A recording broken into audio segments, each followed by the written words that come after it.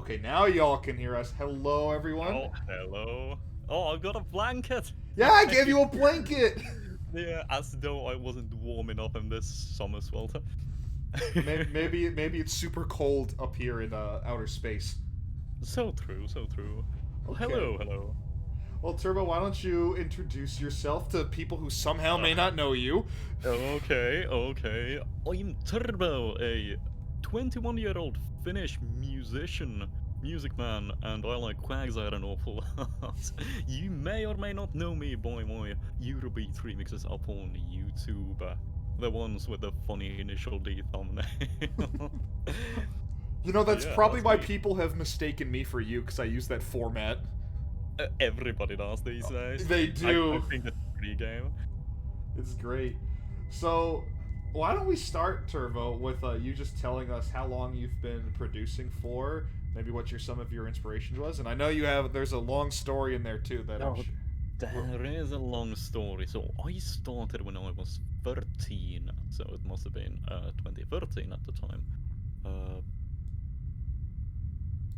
I think it kick-started with uh, Martin Garrix's Animals Oh playing on the wow. radio, right? Uh, if you guys hear the story about like this bloke from the Netherlands who's made it big at the ripe age of 16.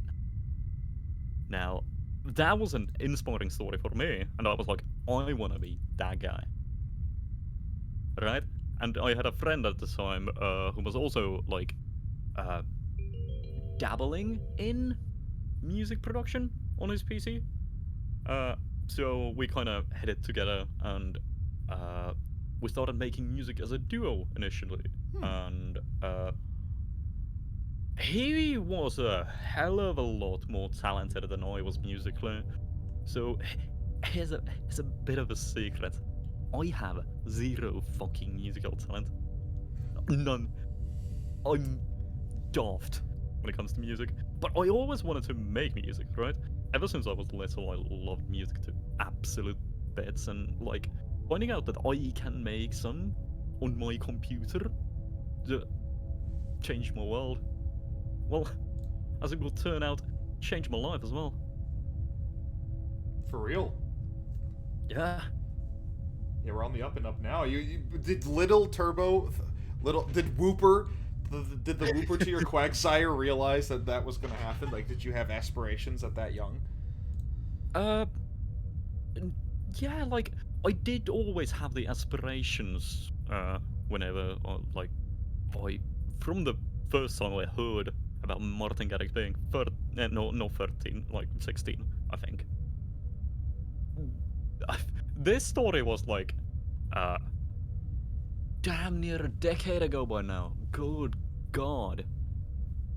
Oh yeah, that is Animals is damn that near old? a Shit. right. But uh,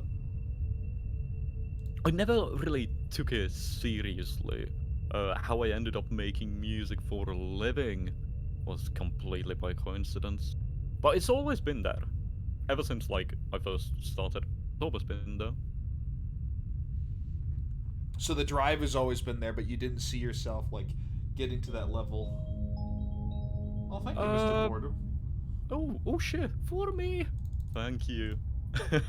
But yeah, I did see myself eventually going to that level, but I never really treated it as like what I was going to feasibly do for a living, right? Mm-hmm.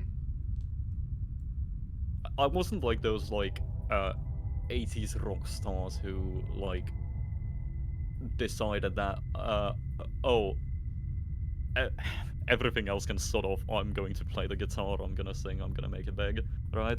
Mm-hmm. I don't think I was like that. Like the Because rock back star then I still dreams. yeah, back then I still had aspirations in school. Well, for a little while. Anyhow. For a little. Now that's a bit ominous. What do you mean by that?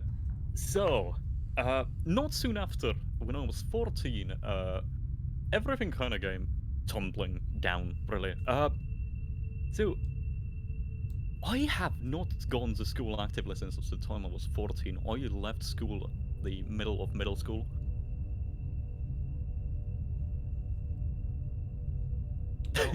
Middle, middle school. So, Yeah, so so that sounds like a 8th grade. story there, right there, huh? Yeah, yeah.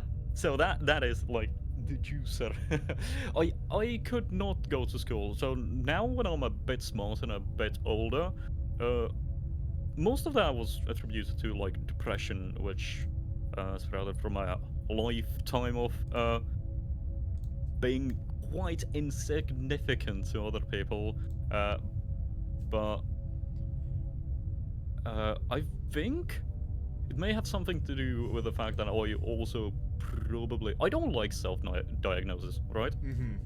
But I think it's highly damaging to a lot of people. But I suspect I may have ADHD, which like led me to be immensely frustrated with the school system Right. That would because definitely do it. everything, yeah, everything I did there felt like a waste of time because I could do it like 10 times as fast if I wanted to, and that with like severe depression, feelings of inadequacy, on top of like the feelings of I'm too good for this. There's a bit of a like mental cocktail, I'd say. I Tremendously hard to cope with, and I couldn't, not at that time. So I ended up ditching school almost entirely, and I've not really successfully gone to school since. So my education stops at the middle of middle school. I My think little sister, who is 7 years younger than I am, is now further, like, in the like school system than I ever was, which is quite frightening, actually. But I still don't consider myself to be stupid, like in a literal sense or in a book sense either. I, I'm actually quite thankful for it because the spark of learning, like the joy of learning, never died for me. I still love learning new stuff, uh, which I don't see a lot in my friends who are still like studying, right? Because studying is all they do.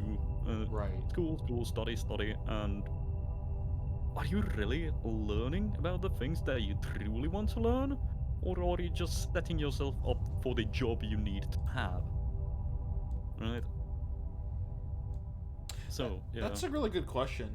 I think what's interesting, Turbo, is that your experience, I think you articulated it really well, and I think that's also something a lot of people experience where they have like that feeling of inadequacy, but they also have this feeling of like, this is too easy for me. Like I can do this way better. You said I could do this 10 times faster. And I feel like that's sort of Right. yeah. That's like the whole gifted kid burnout thing that we see so much, and people joke that a lot of people making content now are exactly that. They like burnt out. They needed some type of outlet where they had that freedom to do that, but school, Hmm. generally speaking, doesn't allow for that. And I think that restriction. It sounds like that was at least one part of that cocktail you described. Yeah, it absolutely was. It absolutely was. And I think the reason why I stuck with music is because that was the one subject I was completely awful at. The only test I ever cheated on was my music theory test. Oh God, I don't blame you. Right? Yeah. And I had to learn like everything from the ground up Yep, when it came to music because everything I knew was in Finnish. Do you know what a dur is? I Or a don't. molli? Right! That's major and minor. So I had to learn like everything from the ground up. But as it would turn out, when you learn something for yourself, it's a lot like more fun. It's a lot more mindful as well. You want to be careful because that's what you want to do, right? It's not something you're forced to do. And I've never been good at taking like uh, instructions from anyone. But when you were given the freedom to learn on your own, that's when you really flourished. Yeah, and I don't think many people can do that actually, uh, which is why so few people actually end up making it in a way. Uh, because it's tough, and there's a saying when it comes to like musicians is that if you have a plan B, you're always going to end up falling back on that plan B, right? Uh, but for me, with no place to go in the school system, right? Because I didn't function in that environment, not at all, right? And well, with that, I lost a whole lot of my friends as well, and there were some other episodes to boot with that. So I really didn't have anything at the time. So all I did was music. But the problem is that I was tremendously like untalented in music. Like the lack of talent was shocking. I just couldn't get it.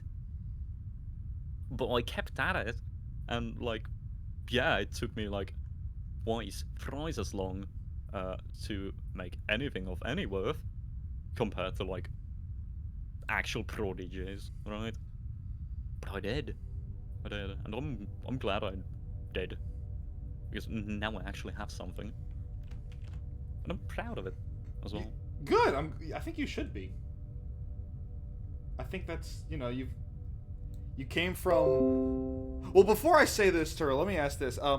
Since you said you came out, you left the school system at 14, and I know you Right. told me this when we were first talking about a week ago after our stream with Colorgeist, about like what it kind of like took to get from like point A to point B.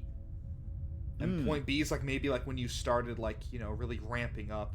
Could you tell us a little bit about that? Some of the challenges you had to both mentally and maybe I don't want to say physically because or maybe it was physically. I think there might be some like physical stuff go along with it, but like so what it took to like make it, or like, is that what you're asking? Yeah. Mm-hmm. Like for you personally, because I know it's gonna be completely different for everybody else. Right. So when I like first began, it was like just like funny, like messing around, making music, like thinking, oh, I'm gonna be the next big name, playing on the big festival stage and stuff like that. But the more you learn about making music, the more intricate you realize it is. Like boomers think of it as like just twisting knobs Right. on your computer, but it's a lot more complicated than that. And like the thought process that goes from like the very first saw wave to an entire track is absolutely immense, and like the amount of reading and understanding it required to do so, especially when you're not necessarily in a condition to sit down and have the energy to I hate this term, but educate yourself. And I mean like genuinely educate yourself, not read an article about this thing I agree on, right? Right, like a new topic for you, yeah. Yeah, but it took a lot, and when you start making stuff, right? Uh, I found out I was perhaps even happier about the stuff I made then at the time than I am about stuff I make right now. Because you kind of the progression is so fast when you start out. They like the difference between like your last track and your next is going to be humongous. So you're amazed at your own abilities, right? Other Yeah. people don't see that. They see the end product, right? They can be extremely mean at times. I think I might have been like 15 at the time. There's this dubstep artist called Xylent. Have you heard? I have not heard of Xylent, no. Right, it's written with an X, right? Maybe it rings a slight bell? He was like really popular on UK dubstep like back then. Oh, wait, UK. I listened to UK dubstep quite a bit in college. Maybe. I think he had a song called Boss Wave that was really popular. I think I vaguely remember that one. I think what's really interesting is I hear like your story, Turbo, and a lot of others, just in terms of musicianship, and like it sounds like we all started at the same time, except I started when I was like 20 something, like halfway between 20 and 21, and I was just like, oh, I got like an hour or two between classes. Let me transcribe something from Pokemon real quick. I mean, I don't think it's, especially with the internet, it's never too late to start. I agree. I wondered that myself as well, like, did I start too late? Man, I started at 13! Yeah, y'all started super early when I look at it. Yeah, like, if that was too late, then, oh, so bad, I've lost the game. But yeah, this silent fella, I looked up to him so much. He had a stream where he evaluated viewers' songs. I posted mine. He fucking laughed. Oh no. Like, they started cackling. Oh, what is this shit?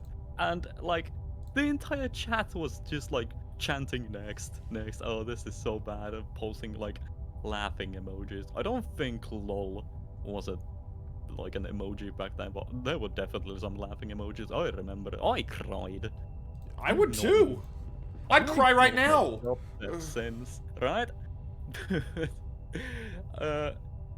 Not only that, but like a lot of my friends as well. Like, we started once we started chatting about like school subjects with like the couple of friends that I still had, and when we were talking about school like subjects and what we were good at, and they were like, oh, I'm good at like PE, but I'm not too good at maths. Oh, I'm good at maths, but I don't like PE. You know, the two types. But I said, I'd never been bad at anything. Like, name one thing I'm bad at. And that was a mistake. Because, do you know what they told me? What'd they tell you? Making music. Bruh. And the laugh that ensued after that from them all, it was like so real from the heart that like the worst part is that they were right. So not only was it like tremendously hard to like cope with anything, but I also had to prove a whole lot of people wrong, right? Yeah, improvement out of spite, my favorite. Absolutely, right? And like, I wouldn't take that.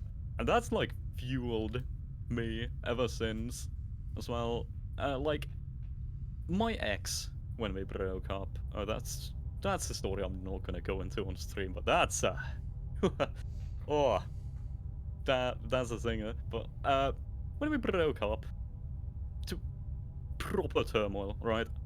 Like a stormy breakup. Awful. Rendered me with the net total of 0 friends, because all of my friends thought I was god awful at the time. But right, do you know what she told me? What'd she tell I've you? never liked a single thing you've made. I always found it like awful to pretend that, oh, you've made a good track or something like that. Like, the only person I thought that like liked what I made and supported what I made. Look, no, I was lying. This is awful. You're shite. It's like, nah. Well then, I suppose. Huh. So, and this was like, was this like maybe when you were a teen? Like this was between ages 14 and 18 or so? Yeah. Okay. Yeah. So this is the dark arc of your story, so to speak. Yeah. So, I always use anime stuff for people's life all the time. I think that's something, because that's rough, man. It's like yeah. There's no other way to put it. That, like, I think most people would have given up. Yeah, see, but I didn't have an option. to give up, really. Like, I either had the option to give up and live the rest of my days as, like, a nobody wanking in my bedroom all alone, right? Or I could just, like, continue doing what I love, like, no matter what anyone else says, right? Mm-hmm. And, like, I've always loved music. I still do.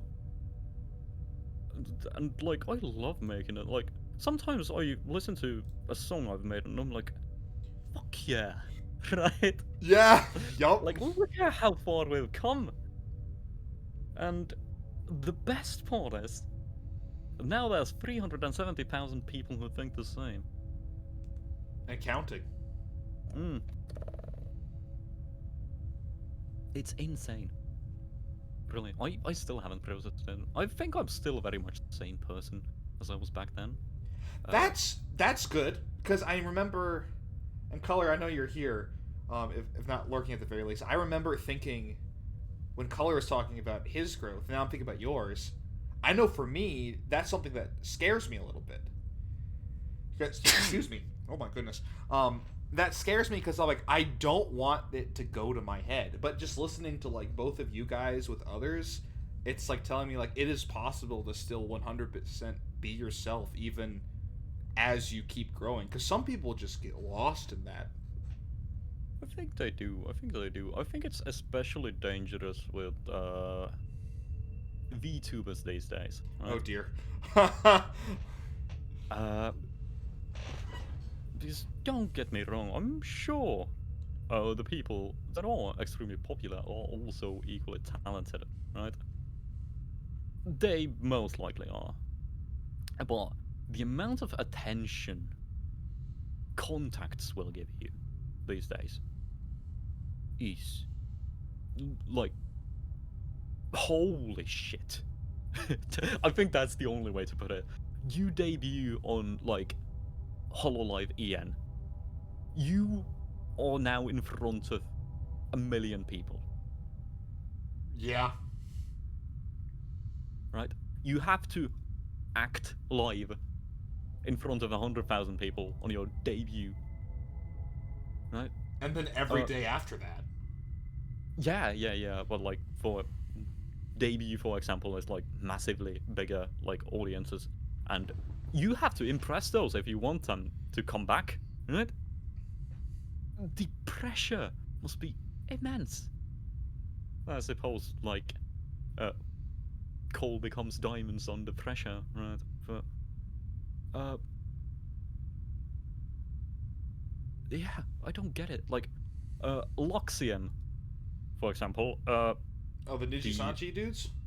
yeah, Ian boys, Yeah. Ian boy, like Oh god. Christ, how? Uh, yeah, I have some opinions on them. I probably shouldn't share on stream, but Uh, it's like I don't know that much. I'm gonna be honest. Uh, I don't watch too much Nichi Sanji. When I do, it's mostly Rosemi. I Cause have a friend who likes Rosemi and Pomu an awful lot. I don't yeah. watch much Neji Sanji either, but I like Ike because he likes Eurobeat. Oh, does he? Yeah. I don't even know that. Oh, I guess I could see him liking Eurobeat. Well, I think in his debut he had like a whole section for Eurobeat, and he started talking about how he likes arrangements from Sam Free and DJ Command, and that like Gumi track I linked earlier. oh Mega yeah. Mega Fire Endless Night. That's Sam Free. Oh yep. I've listened to that 3 or 4 times since you sent it to me. It's Actually, so yeah, good. it's good. Yeah. But yeah, I don't know much about them either. But like being the leading figures of like the male VTubers in the West must be like tremendous pressure. They've handled it extremely well, I think. I'd say From what I've seen anyway. for the most part, I would agree with you. There's a couple instances I'm not sure I would agree with you. Uh, Yeah. I don't know too well, so for all I know, you might be right, and for all I know, I might be completely wrong. yeah. But once again, I've not seen much. Which is indicative of the fact that there's not been much, I Mm-hmm. suppose. I think the crazy part about these VTubers in general is that, like, yeah, you know, they could have come from a background where they had a decent amount of following and stuff, but that does not carry over to the debut because they're effectively starting fresh for both Niji Sanji, Hololive, and any other similar agency. I imagine, like, Phase Connect does something similar, I imagine. I think all of the agencies kind of require you to change your identity, and I think that's pretty good. There's been like a lot of times I wish I could have started from a clean slate, and to this day I still consider it. But I don't think I'm at the point where I can just disappear and start like making music anew and not have people recognize Yep. it as me. Like, if I make a Eurobeat track under a new alias, people are going to know. Which in some way is really cool because then it's It like is. you've created your own style. I most certainly have, but which is like still a bit elusive as a concept to me because, like, when I started out, I so desperately wanted to like develop my own style, right? That's not how it works. You just end up developing it anyhow. Yeah, that's what I'm learning. Although some people have told me they've recognized my style like even close to a year ago now, and I was like, I had a style, I guess. Because to me, I just kind of like fuse 3 different styles together with my polymerization card, and that's Arcan music. And people are like, oh yeah, that's your sound. I'm like, how? I use presets for everything. I draw a pot of greed. It lets me add 2 genres to the track. Basically, that's how it feels. Yeah. Oh, wait. I think like I consider myself capable of making many a genre, which is why pretty much none of the like original tracks on my channel are the same genre as the last one, right? Mm-hmm. But I think that might be like a bit damaging to me actually. Like, you'd imagine that broadening your horizons is going to make you a better producer. But is it really? I'm not. I have You mixed know? opinions on that. Hmm. Cause like, I mean, before I like started like getting, I'm gonna say decent, you know, Right. because you know, goodness is up to you guys. You know, I can, you know, I was debating going under the name Scatterbrain DJ because I just couldn't pick a genre. And like this is back when I barely know what mixing was, back when I barely knew how to master. Now I just click Ozone and I'm happy. Um, not actually. There's a little bit more than that, but and now it's like people are like, oh, you have a very like for the most part, your style is like very like atmospheric, comfortable. A lot of people compare me to Stardew Valley, which I will take that. I'll take that dub right there. Oh shit. I've just been playing Stardew Valley actually. That game Great is game. so good. It's so good. In fact, one of my own BGMs that I did, I actually stole a chord progression from one of the winter tracks because it's so I don't know, like I like when music has like that like those 4 notes that kind of like drone in the background that stay the same when the thing changes because it adds like this somberness to it that I really like. Right. So, but it's interesting because well, let me ask you this, Turbo. So we're talking about like Hmm. developing genres. I think at some point I got the impression you were kind of hinting at like you wanted to develop your own style and it just sort of happened. Like you can't really do it purposefully. So what was that like when you were like on the up and up and you were like trying to kind of cement yourself cuz like you said you didn't have a choice. What was that process like? I just made whatever I was listening to at that time. I still kinda do, but I just make whatever I'm listening to at the time, Eurobeat. But like, it started with Big Room House, you know, Nope. that sort of thing, and then it went to like prawn stuff, like I'm big on Gaia, which is like a project of Armin van Buuren, and I can't remember the other guy. I'm so sorry. Right. But it went to like uplifting and euphoric trance. Then it was complex throw as well, like Monster Cat stuff. No, it was Monster Cat stuff before uplifting trance and stuff, right? So if you think about like iconic Monster Cat tracks, like Tristram and Broken Flight, Oh, yup, I that know those. that sort of stuff. Let me actually look it up. I really wanted to get onto Monster Cat, right? I think That everybody did at the time. I did. I definitely did. Yep. Yep. Uh, yeah. Pegboard nerds disconnected. Nitro Fun. New game. Oh my god, this is like targeting me and probably like 90% of EDM producers in the mid Yeah. 2000s. I even made a complex throw remix of Hellberg's The Girl for the remix competition at the time. Oh my Yeah. goodness. March 15. Yeah. Do you remember? Which What was one? it? That, The Girl by Hellberg. It was a house track. I don't. How did I get? I think I was so.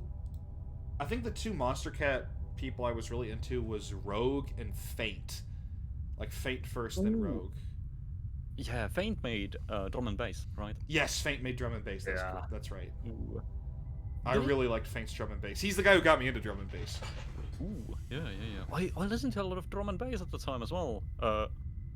Faint and Muzzy.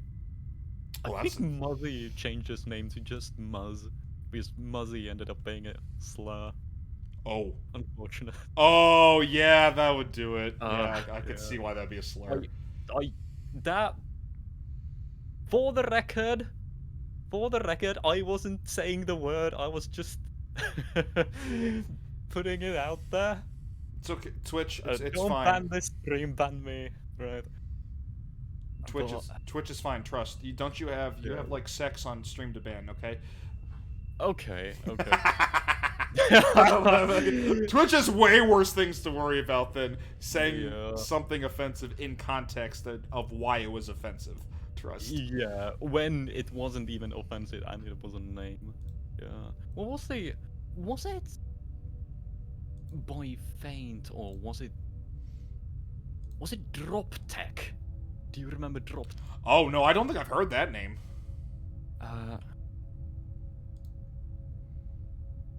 Yeah, Drop Tech, The Covenant. 8 years ago, drum and bass. I remember the name The Covenant, but I don't remember what it sounds like. It's the bomb has been planted one. Nah, it's not ringing a bell at the moment. Yeah, I'll link it to you after stream. It's a good track. It was one of my favorites. That sounds like a plan. Yeah. I really liked Stone Bank as well. I kept liking him after he made the transition to Happy Hardcore. Now that's a character arc I don't often see myself following, right? Which one?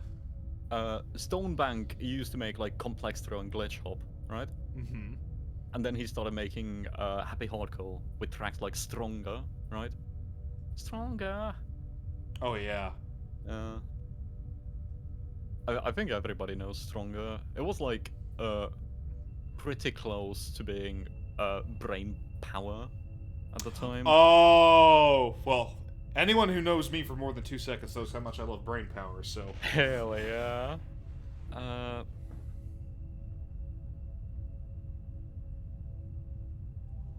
Well, you don't see yourself going through a similar character arc of, wildly changing genres? I think I've already kinda done so. It's just, kinda settled for Eurobeat for now. I love making Eurobeat remixes because when I hear a track, I used to listen to so much Eurobeat that I immediately started thinking about what would this track sound like as a Eurobeat. So really engross yourself in it. Yeah, that's actually a story of how I came to be. So I was watching JoJo's with my online buddies. Good times. Back when I still watched anime actively, right?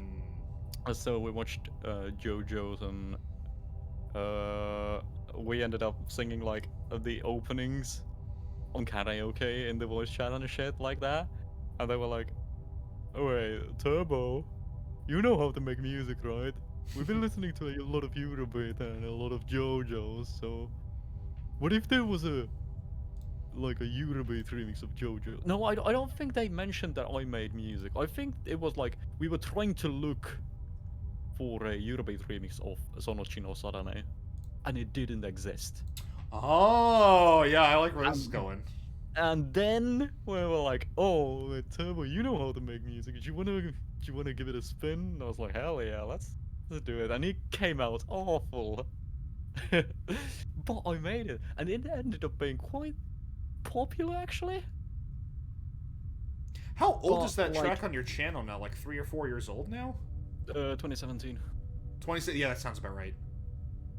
Uh, wait. Let me find it real quick. So I think I may have been 16 when I made that. No, it's 2018, so I was 17. Yeah, that's it. That's it. 2018. The Okay. first few tracks were in 2017, but Sonochi no Sanabe was 2018. Because I remember that.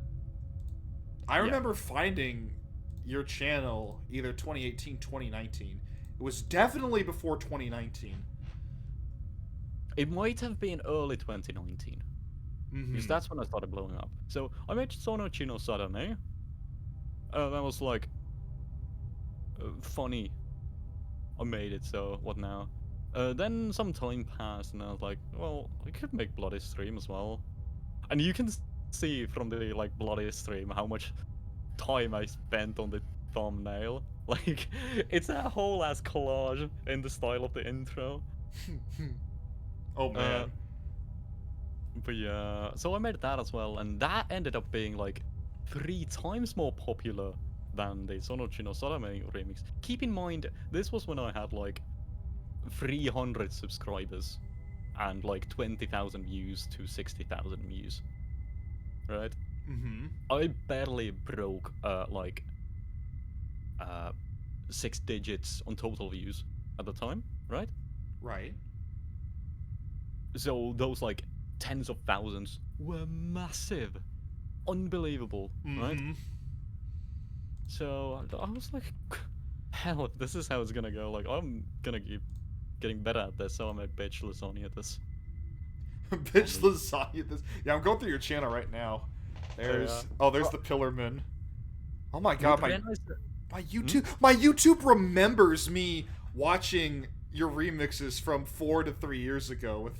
With like it has the red bar all the way through. That's crazy. Let's go. Let's go. I'm gonna post that in chat for anyone who wants. Naturally, look at this. I scrolled all the way down. No way. Yeah. So by Renai Circulation, I kinda started to get the hang of it. I think Renai Circulation is the first track I've made that actually sounds like Eurobeat. Good Eurobeat, right? Where's Renee? But then Fighting Gold happened. Yep, huh? I see Fighting Gold, yep.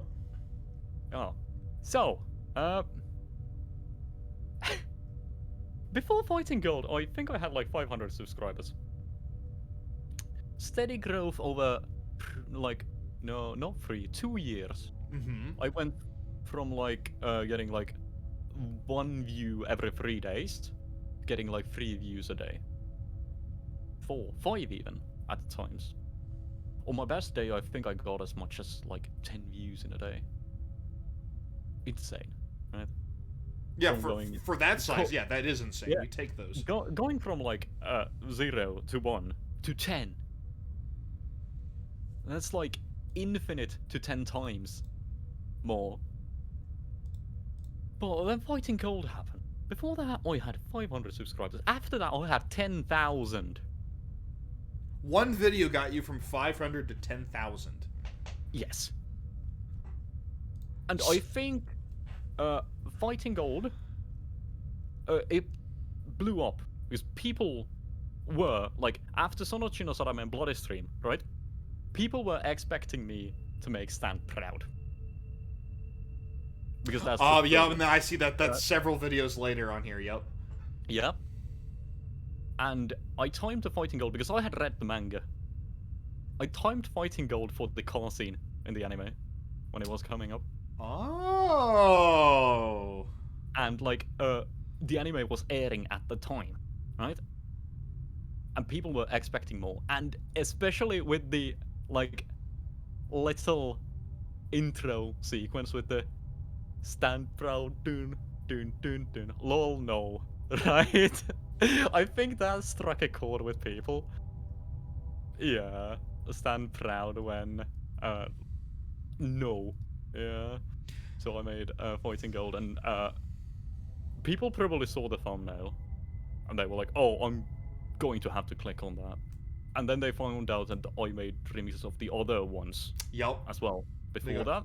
they go down the rabbit So hole. like not only did fighting gold blow up, but people saw what my channel was about and immediately flocked to like listen to more of where that came from, right? Mm-hmm. Oh, yeah, I think I see where this is going now. Yeah, yeah.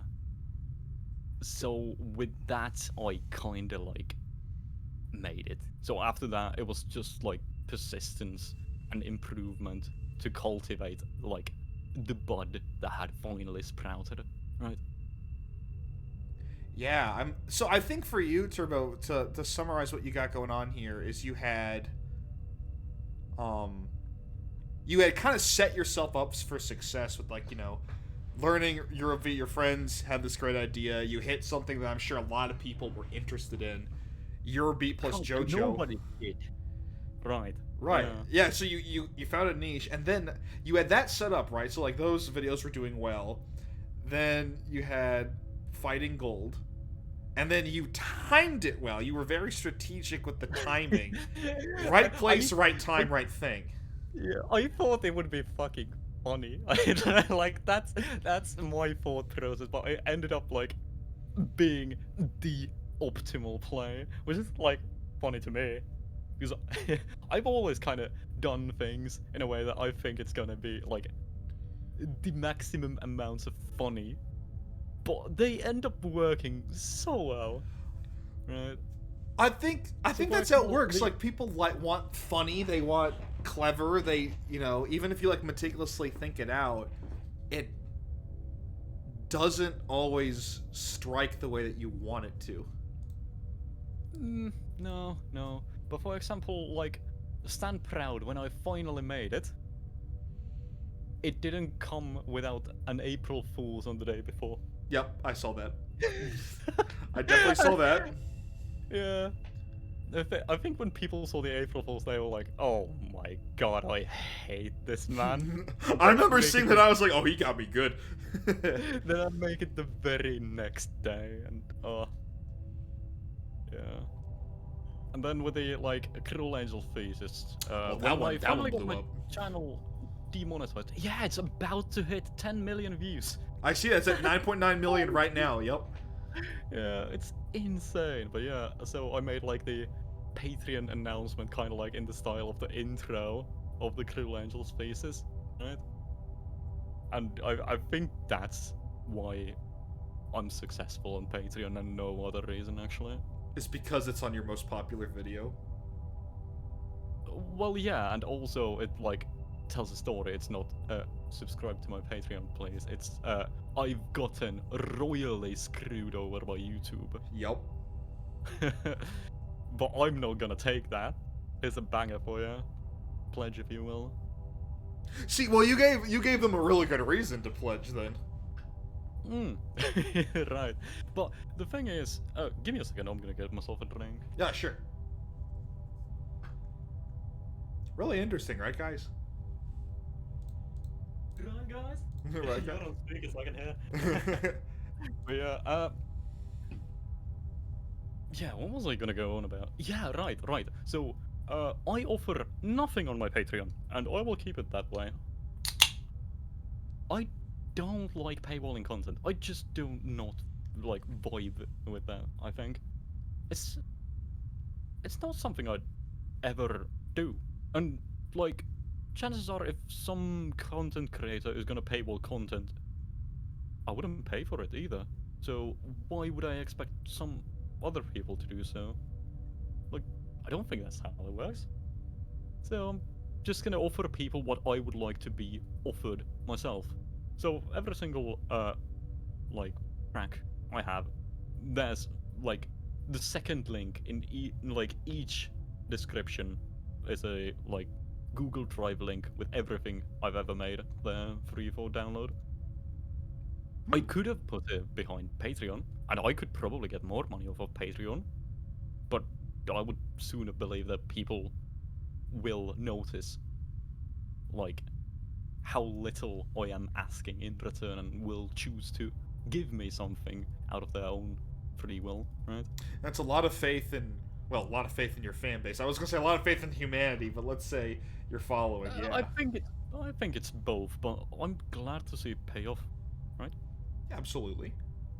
Because I'm able to make a living out of it right now. So I I think I think a lot of people could afford to put a little more faith in others. This is a very philosophical like statement to make on a Twitch stream, but I honestly do mean it. Honestly do mean it. Maybe people aren't as bad as you think them to be. Yeah, But I yeah, prefer to give people the benefit of the doubt. It just feels better. yeah, yeah. And plus, I couldn't do Well, my day job if I didn't think that way either. no, no. No. Yeah. Oh man, yeah. I won't go into it too much, but there's some people that like I'm like, if anyone else was talking to you, this would not work. Right, right, right. You know, But like especially it adults. takes a lot to be like that person who it works with, right? And it's like it's respectable, right? I'd like to think so. Yeah, yeah. I think that's what keeps you going, right? Yeah, I think a big part of what keeps me going is just like knowing that you could be the difference between like a person's choices. Not necessarily like something dark like life and death, although sometimes it has come Although down to that that. yeah, But I yeah. mean, like, you know, you talking to someone could be the difference between like somebody making a choice that leads to a better path or a choice that leads to a That's darker what life. path. Yeah, yeah, You know, yeah. not everybody has that, and I think, you know, and I think about like friends who have been there for me, and they can, if I didn't have like them to talk about, I'm sure you can relate to this too, Turbo. Everyone chat, if they didn't say like, tell me like, Ark, you gotta like think this way instead of this way because X, Y, and Z reason. Then you know, then I could be self sabotaging for all I know. Right, right. I think I'm quite contrary to that actually, because I never did anything anyone else ever told me. Yeah, yes, I was a cunt. What of it? What of it? But yeah, uh, I've had to like kinda dictate my own life from the get-go. See, like with many other miserable young men these days, I probably grew up without a father, right? Mm-hmm. Well, I did have a stepdad, so there was a man in the household, but we never talked. I don't think I ever let him, like, even make an attempt at being my father figure, right? So I've kind of had to, like, teach myself how to be a man, right?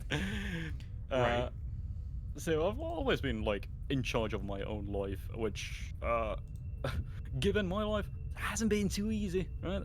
Could, could have afforded with a little easier life, right? But like even in cases where like I would pursue my dreams of like making music, there would be more people telling me it's shite and people saying, yeah, it's actually pretty good. So I like kinda went against the grain my whole life, and I think I will continue to do so. What do you think is a big motivating factor for like? Because okay, before I ask that, so let me reflect at you for a bit. So you've kind of had no choice in some type of way because if you went with the grain, it was going to be very uncomfortable and make you very unhappy anyway. Like with school, Yeah, and then like you know the people that you were talking to. You mentioned like a previous partner, a friend group, even the people you looked up to. If you know if they were even the people grain, who look up to shat on me. Yeah. yeah, which like that's awful. Yeah, it kind of is, but I think it's what made me the person I am today. So,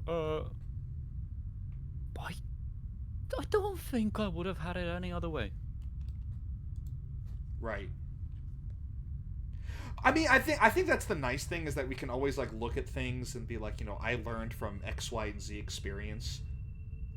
Mm, Even if the experience was like really, really bad, but it's like we wouldn't be here if it yeah, weren't for that. yeah, right, right. I'm also like a bit of a nutcase in the sense that I'm not very wise, right? I'm not going to learn until something happens to me. If something happens to someone else, I'm not gonna like be able to internalize that. And I'm aware of it. Like, if something bad's gonna happen, it's gotta happen to me before I take the hint, right? Mm-hmm. so, so with a whole lot of trial and error, I'm where I am today. It's fucking yeah.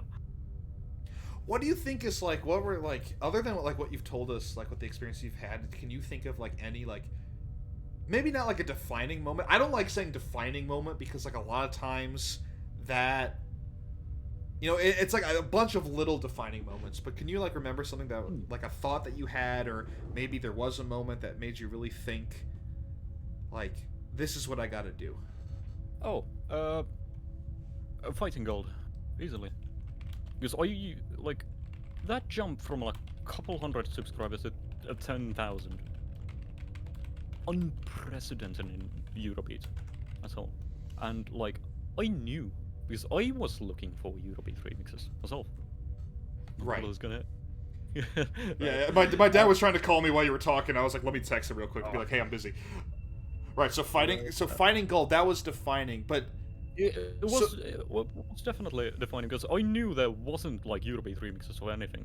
Because I knew people didn't know how to make Eurobeat because Eurobeat is a bloody difficult genre to make. I It's think hard. I mean, you've tried it. so it's funny you mentioned that, Turbo, because like the remix that I'm known best for now, thanks to Kiara's generosity, Kiara, yeah. is by far. I don't even think like I look back, I'm like, the mixing could be better. I could have mastered it a bit better. But you look back at the Eurobeat remixes I made before that, it is legions better than the last ones I've done, which was even just a few months ago. Right, right, right. So the initial steps are going to be like massive in any genre, right? But like, yeah, it's still difficult. And to get to a professional level in the genre, there's like in the West, there has been one person other than me to do that, and that would be Odyssey Eurobeat, who's also known as Ken Blast from the top, right? Oh, wait, they're the same person. Yeah, yeah, yeah, yeah. She these days. No shot! I didn't make that connection. Right, right. Jesse, Odyssey Eurobeat. Ever heard of I think it's a Brony song. Discord, I'm howling at the moon, I, sleeping in the middle of a summer afternoon. that's wild. Discord, whatever did we do?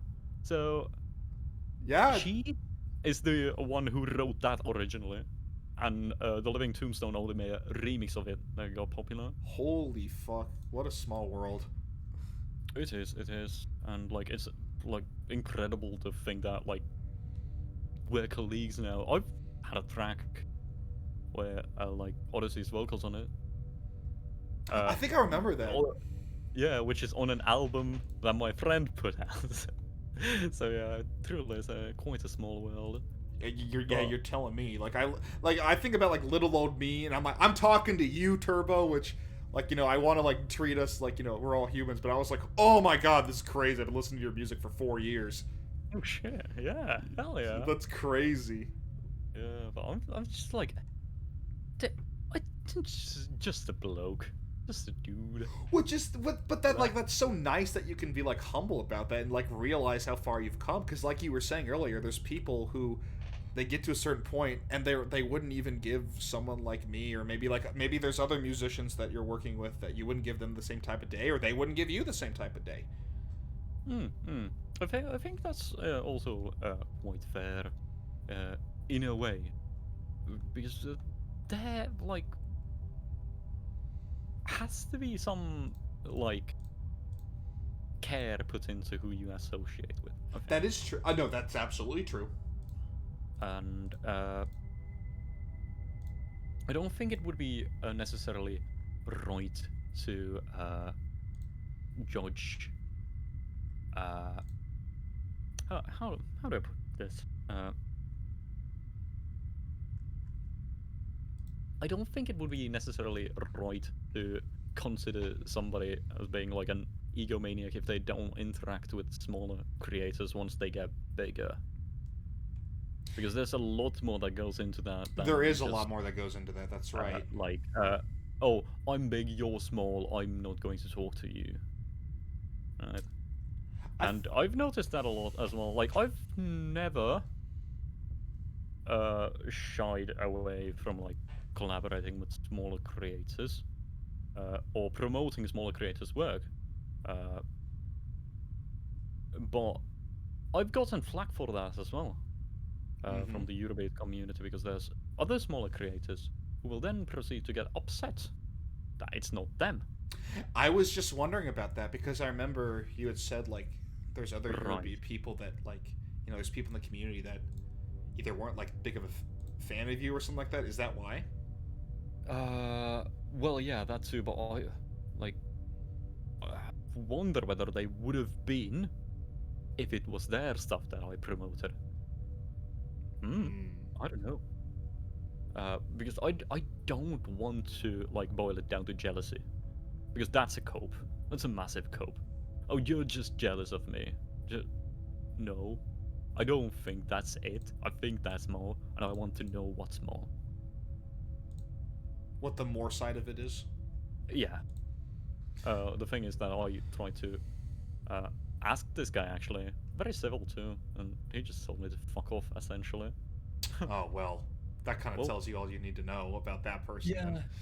Yeah, but like the problem I had with the Eurobeat community is that my whole life I've dealt with like the anxiety of being inadequate, right? Mm-hmm. I think a lot of people do, I do. especially those in create. Yep. Yeah, especially those in creation, and a lot of that is baseless. I feel I like agree. a lot of a lot of it is also like very truthful, and I know a lot of people are in the fake it till you make it group. I'm not. I don't want to be like I don't want to fake it. I want to be as real as I can be. Uh, but like I can respect that in a way. Like everyone has their ways to go about things. Uh, but that's just not the way I'm gonna go about things. Uh, but my problem is that I didn't really feel like I could trust anyone in like uh music communities and stuff, so I didn't really integrate myself in the Eurobeat community Mm. from the get-go, right? Uh, but after I had like put out Fighting Gold and had a bit of a following, right? That's when I started like talking to Eurobeat people on Discord and other platforms, and that was a mistake. Mm. See, because by that point, they had already made their minds about me. Uh, the people that really liked Eurobeat as a genre, they didn't like me because I wasn't like making the traditional sort of Eurobeat, right? Uh, it didn't sound like their super Eurobeat albums from the 90s and early 2000s, I right? was just thinking that like what their idea of what Eurobeat should be. Yeah, which, quite frankly, is correct, and it's been like yet another driving factor in me getting better. It's like I wanted to prove them that yeah, actually, I'm good enough, and you're wrong, right? Uh, but well, I eventually ended up being a feature on a album of my very favorite Eurobeat studio, SAP Studios, Stefano Castagna Productions. Oh, Uh, let me see SCP.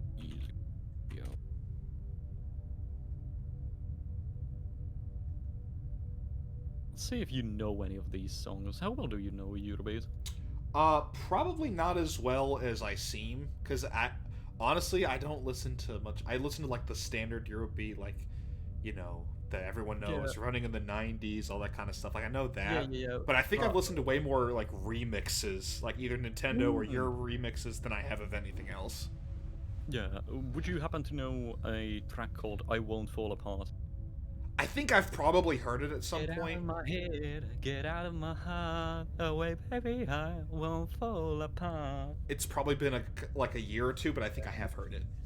Or like, energy or heart explosion, all I need adrenaline. I've heard that. I've heard that one. I've heard that one. Okay, okay. So the studio that's made those tracks, Oh wow. I got onto like their album as a guest artist, make a remix of the aforementioned "I Won't Fall Apart." Right. So after that, they kind of shut up about it because that was like enough to prove them wrong Mm-hmm. about like me not being a real Eurobeat artist and stuff like that. But I like a lot of people in my chat, especially, are like, "Oh, gatekeeping bad. Oh, they're just assholes, gatekeepers." I don't think that's it either, because I completely understand their point of view. They,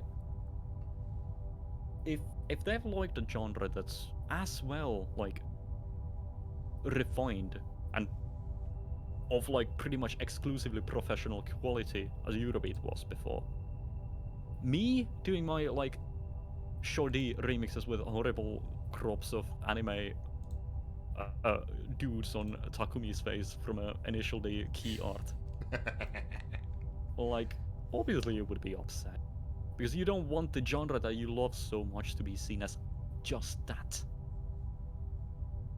right? Yeah, I I mean, think it's completely valid.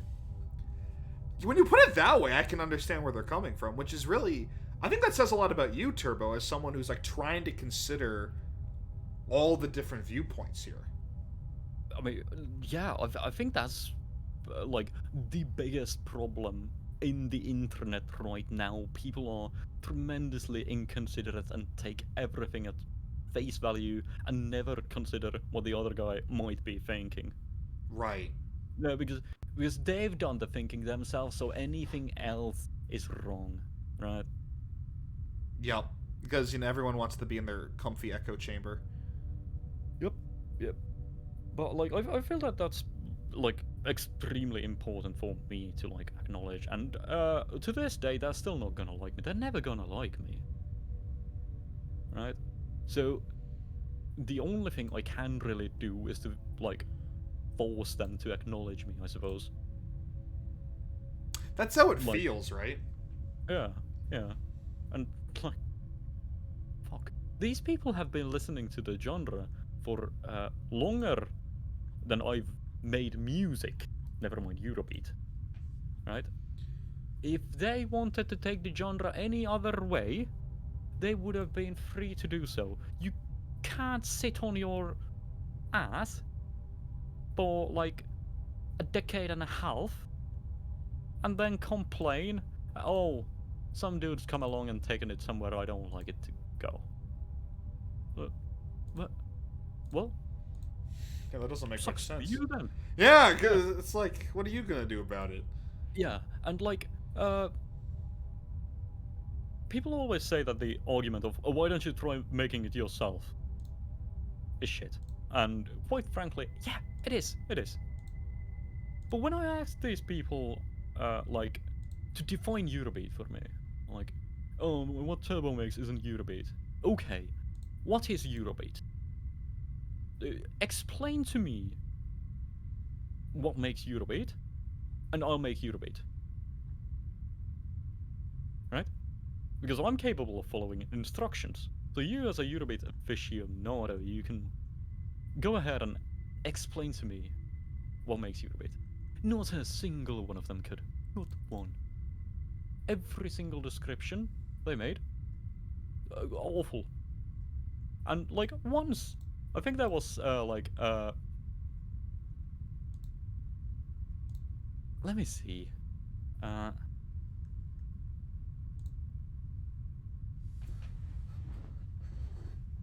mm, there was like an explanation of what Eurobeat was, and they started talking about like octave basses and high BPMs with like intense drum bass and stuff like that, But that could be and anything.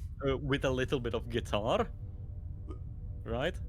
That could So be so many genres, though. yeah, so I wrote like a little like 20-second loop at 200 BPM with like an almond break going on. Oh no, With, like, not the almond break. with like an acoustic guitar playing and like an actual like bass guitar playing an octave bass. And like, oh, here's your Eurobass according to your instructions. How is it? This is Eurobeat, right? This is what you call Eurobeat. I don't, I don't think that did any good to my image in the community. But you weren't wrong, though. I thought it was fucking hilarious, so I don't regret it. Good. But yeah, That's great. uh, The almond break and the octave bass is sending me right now. yeah. I mean, intense drum bass, wasn't Yeah. it? Chat, if you don't know, the almond break is that boom da da da da da that you hear like every other like Yeah, every that's all. every drum and bass track like tries to emulate that same. Yup. Yeah. But that's about like the armchair enthusiast of the genre. That's a good way to put Who it, actually. Most I have zero respect for because they actually do nothing for the genre. There are a few people, for example, I like dropping his name because he's genuinely an amazing guy and he's been holding up the Eurobeat community pretty much solo for Lord knows how long. Super Euro Jimmy. So he like Super Euro used to Jimmy. DJ a lot, like playing Eurobeat in like Japanese themed events and stuff. He's held online concerts. He's held like a best of beats tournament where people get to vote for their favorite Eurobeat tracks and they tally up the votes and decide what's the most popular track of the year and stuff like that. And he's done an awful lot. And although he doesn't necessarily like what I make, he like also has a like mutual respect for the craft, even if like he doesn't necessarily like the product, right? Mm-hmm. And I can respect that. I don't think not everyone needs to like what I make. Hell, if I wanted everyone to like what I make, I'd be making like K-pop. That's true. Yeah. That's a good way to put it, actually. Like, not only am I already making a genre that's highly divisive, I'm also making it in like a highly divisive style. I think what's cool though is that you're making it you're making what you want to make. Oh, absolutely, I've never made what I didn't want to make. I think that's like the #1 key to longevity. Make what you want to make. Yeah, I think I have a famous mistake that I think I told you about making something that Cloud chasing. Well, I have, and I've talked about this before. I have succumbed to like clout chasiness or doing things because I wanted to get my name out there, and the products that came out of it were just not good. And I think the most famous example is probably the Spiral Tones remix, because I'll be real, I respect Callie's work. I respect, oh my god, why can't I remember his name? Rika. Yeah, Rika. I respect their work a lot. The song just wasn't for me. Oh, yeah. And I was like, let me enter the contest. Of course, completely glossed over. I don't blame them whatsoever. I was not even close to up there. It just wasn't my best work. I have fan works, memes, shit posts that have done so much better than on YouTube. All of it clearly for good reason. So, Right. And that's just one of a few options. Other stuff that, like, if it's...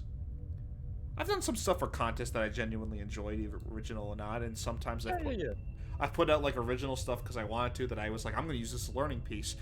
It flopped, but it opened another door. It opened other doors, because you never know who's going to see it. Yeah, and that's the thing. Like, you don't know how many songs I've made and they've flopped, and you will never know. And I don't even know how many of those would have flopped had I ever put them out. Mm-hmm. But there's a lot of them. I've made a lot of music. You have. Yeah, and none of that you will ever see. I think I've made as much before Turbo as I have since, Whoa. all things considered. If you count like even like little 8 bar or 10 like 16 bar sketches, right? If you count those, there's as much before as there's after. And I think like the moment I started making remixes and stuff, my abilities of like composition and stuff absolutely skyrocketed because I like finally started to understand what makes the songs I like, right? Would you say that's a product of you just like getting more and more engrossed in it and like learning as you go?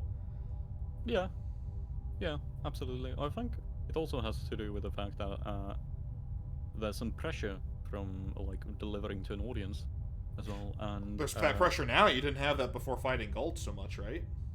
no, not really, not really. So up until then, it was like purely hopeful and out of passion, which is not necessarily something most people have these days. It's unfortunate, but I don't see a lot of people as passionate anymore Hmm. from what I've seen. They kind of like a lot of it seems to me like they simply feel like they have to be passionate, and that kills the passion. That's a good way of putting it. Right, like if you start your VTubing career, for example, you started out of like pure love for the hobby. Mm-hmm. You like see those big VTubers, you want to be like them, and you want to do your own thing, and then you realize that oh, you're not like the big VTubers after all, and well, maybe your view count is less than you wanted it to be, and the projects that you put out don't really see the returns that you set you set for yourself, and you slowly start like losing this spark of doing what you want to do for like the love of it, and start doing it for the results. Yep. And that's probably why I see so many people on Twitter every day saying I'm gonna have to take like a break from streaming and indefinite hiatus or something like that. Like, oh, my life's hard now. So the streaming often puts like a large amount of pressure on me and stuff like that. And by all means, like if it does, then no, don't stream. Obviously, but like I feel like you have to consider whether or not you really do it for the reasons that you started it with, or do. I don't know. I don't speak very good English. No, I think you're saying it well, Turbo, and it's really interesting to hear this from you, from someone who, you know, doesn't subscribe to that sort of like mentality, because I can't tell you how many VTubers I've seen. Okay, it's not that many, but there's some VTubers I follow. I pick and choose the VTubers I follow very carefully, simply because I don't know. There's like this mindset that I just don't like seeing, and this is one of them. And there'll be people that, and this is gonna come across as like kind of high horsey, but I think I have a point anyway. And they get to, they're at a point where many people would like absolutely kill to just be up there. They got close to 1,000 viewers. That they have Twitch partner. They're nearing like 5, perhaps even 6 digits on Twitch, and they're saying, I'm not, like, I need more followers. This was a bad day. And I think what's hard is that they're kind of, it's like they're seeing the climb, but they're not seeing where they've come from. And when they're focused on the numbers, and I've been there too. Like even a year ago, I was seeing like a pretty large drop off in my follow count, but I was like, that's not. And then I realized like that's not why I should be doing this in the first place. Yeah, no, no. Yeah. And like, 'cause I suppose like if you do it as a job, you're gonna see it like as a job. Yep. You're going to like be swallowed by the fact that these sites quantify your value with like cold hard digits, right? Which is painful. It is. And like for example, me, I feel like I can talk about this for Hmm. a wee while. So my view count on YouTube has been on a steady but slow decline since the summer of 2020. Hmm. That's interesting. You'd think it would go Uh, up because of COVID. More people would be watching YouTube.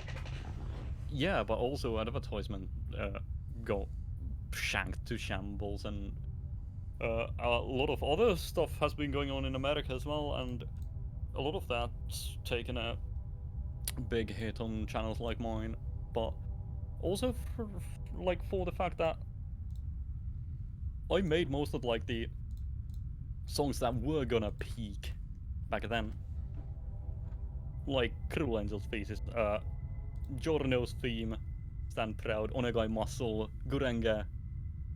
Like everybody knows Onegai Muscle, Gurenge, and Giorno's Theme, like the actual original versions, right? Mm-hmm. Smash hits in like the weeaboo communities, right? And they all came like one after another at the time. So it was like a gold rush for people like me. Ah, okay. I can see why you said that. Yep. Yeah, and like ever since then, everything I've made kinda has been to like simply uh keep it up in a way, right?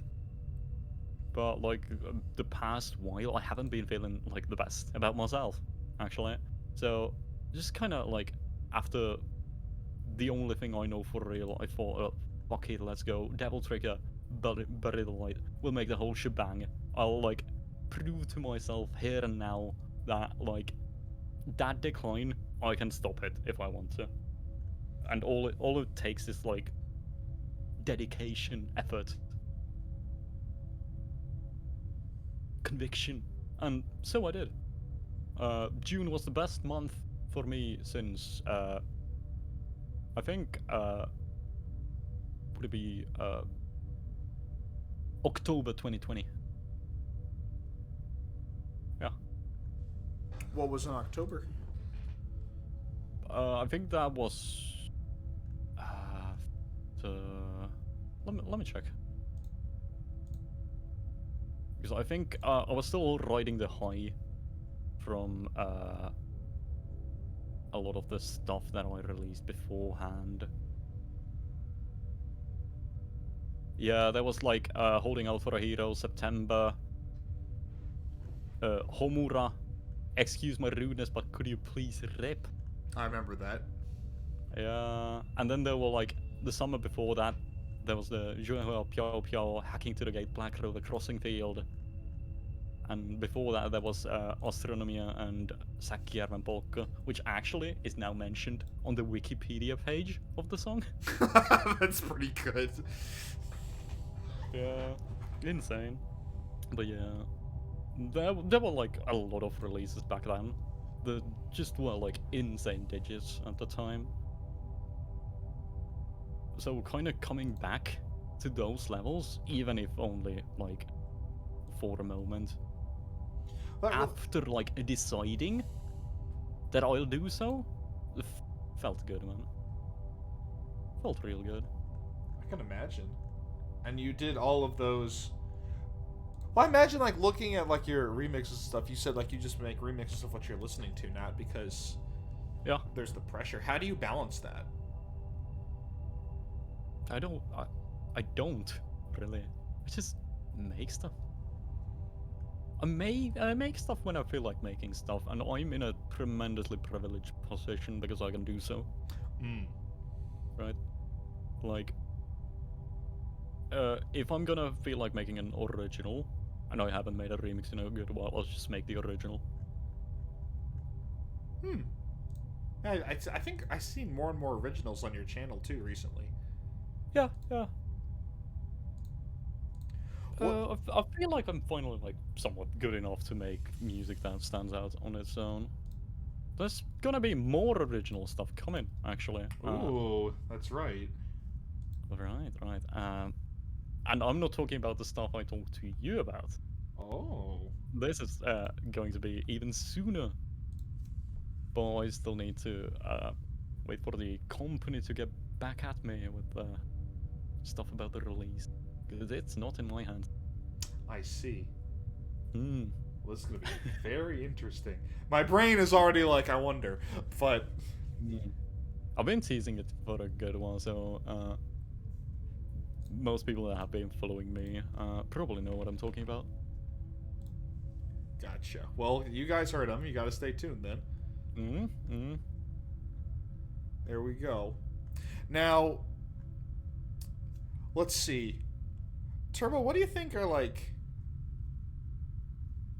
in terms of I'm just thinking of like where you're at and like where you started taking off, right? Cuz I think in terms of mental health and like Right. and like what we're staying like what we can talk about on stream specifically, I kind of want to Mm. know, like, I feel like there's this sweet spot between when a lot of things about like your introduction to the music making community like really hit hard, and then getting into the JoJo remixes where you got your start. And Right. I feel like there's like this dip there that happened before you start climbing back up. That's what I know I personally want to hear more about, but I also want to hear from you if like there's been any like big challenges for you Well, before that, or after that, like between then and now. mm, yeah, I think actually before I go there, this reminds me of the like introduction to the music production communities of Eurobeat, right? Mm-hmm. Because I talked about those that were like in the like consumer category, not the creator category, right? But like uh, I had made it, like, well, quote unquote, made it. You don't make it with 10k subscribers, right? But like in Eurobeat communities, that's making it. Uh, but like uh, these people were struggling for years, uh, like amongst themselves to like make Eurobeat that people want to listen to. And then I come and introduce myself after I had done what they were so like desperately trying to achieve. Mm-hmm. So they despised me. Who is this? Who's this fuck? Like, I, it's taken a long time, and I'm also a bit of an asshole because like I try to be real, uh, with like what I've gone through, and if somebody's going to like, if you fuck with me, then I shall fuck you too. Mm-hmm. As per Tenacious D. Oh yeah, oh, yeah, I was like, that's Tenacious D, isn't it? It is. Oh, I Oh love him. man, what a throwback. Yeah, but I just like I tried being kind, right? Mm-hmm. Tried explaining myself. This just doesn't work if people see you in a bad light. Hello, Max der Grosse. Hello. But like, you you can't change how people view you by like words. Right. You like have to change how people view you by your actions, and like interacting with people in a positive manner that interact with you in a positive manner is probably going to change their view of you in due time if they witness that. I feel. I, and I'm it's pretty done sure. that. I think. Yeah, that's Hmm? definitely a fact.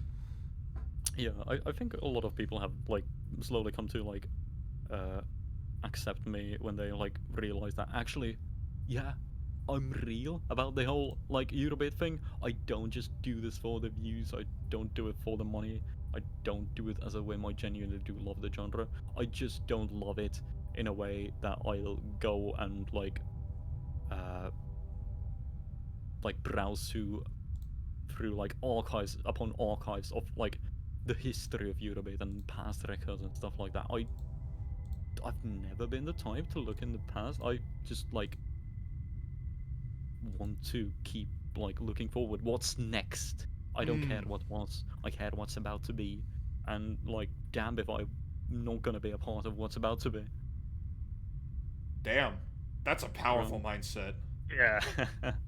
Yeah. I feel like this brings back to the the whole topic of when we were talking about like there's always gonna be people who take down what they don't want to see and people who build what they want to see.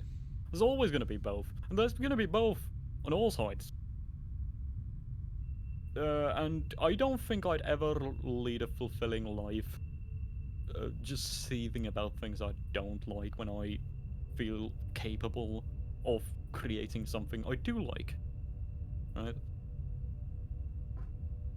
Like,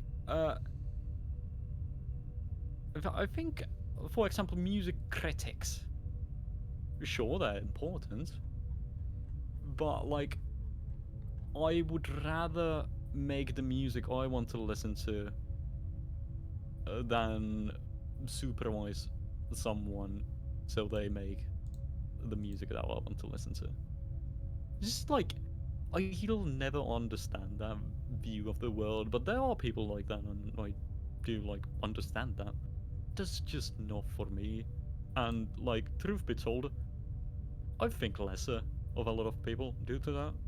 It's just like doesn't seem like a very good life to lead, but well, some people are like that, and just that's how it's gonna be.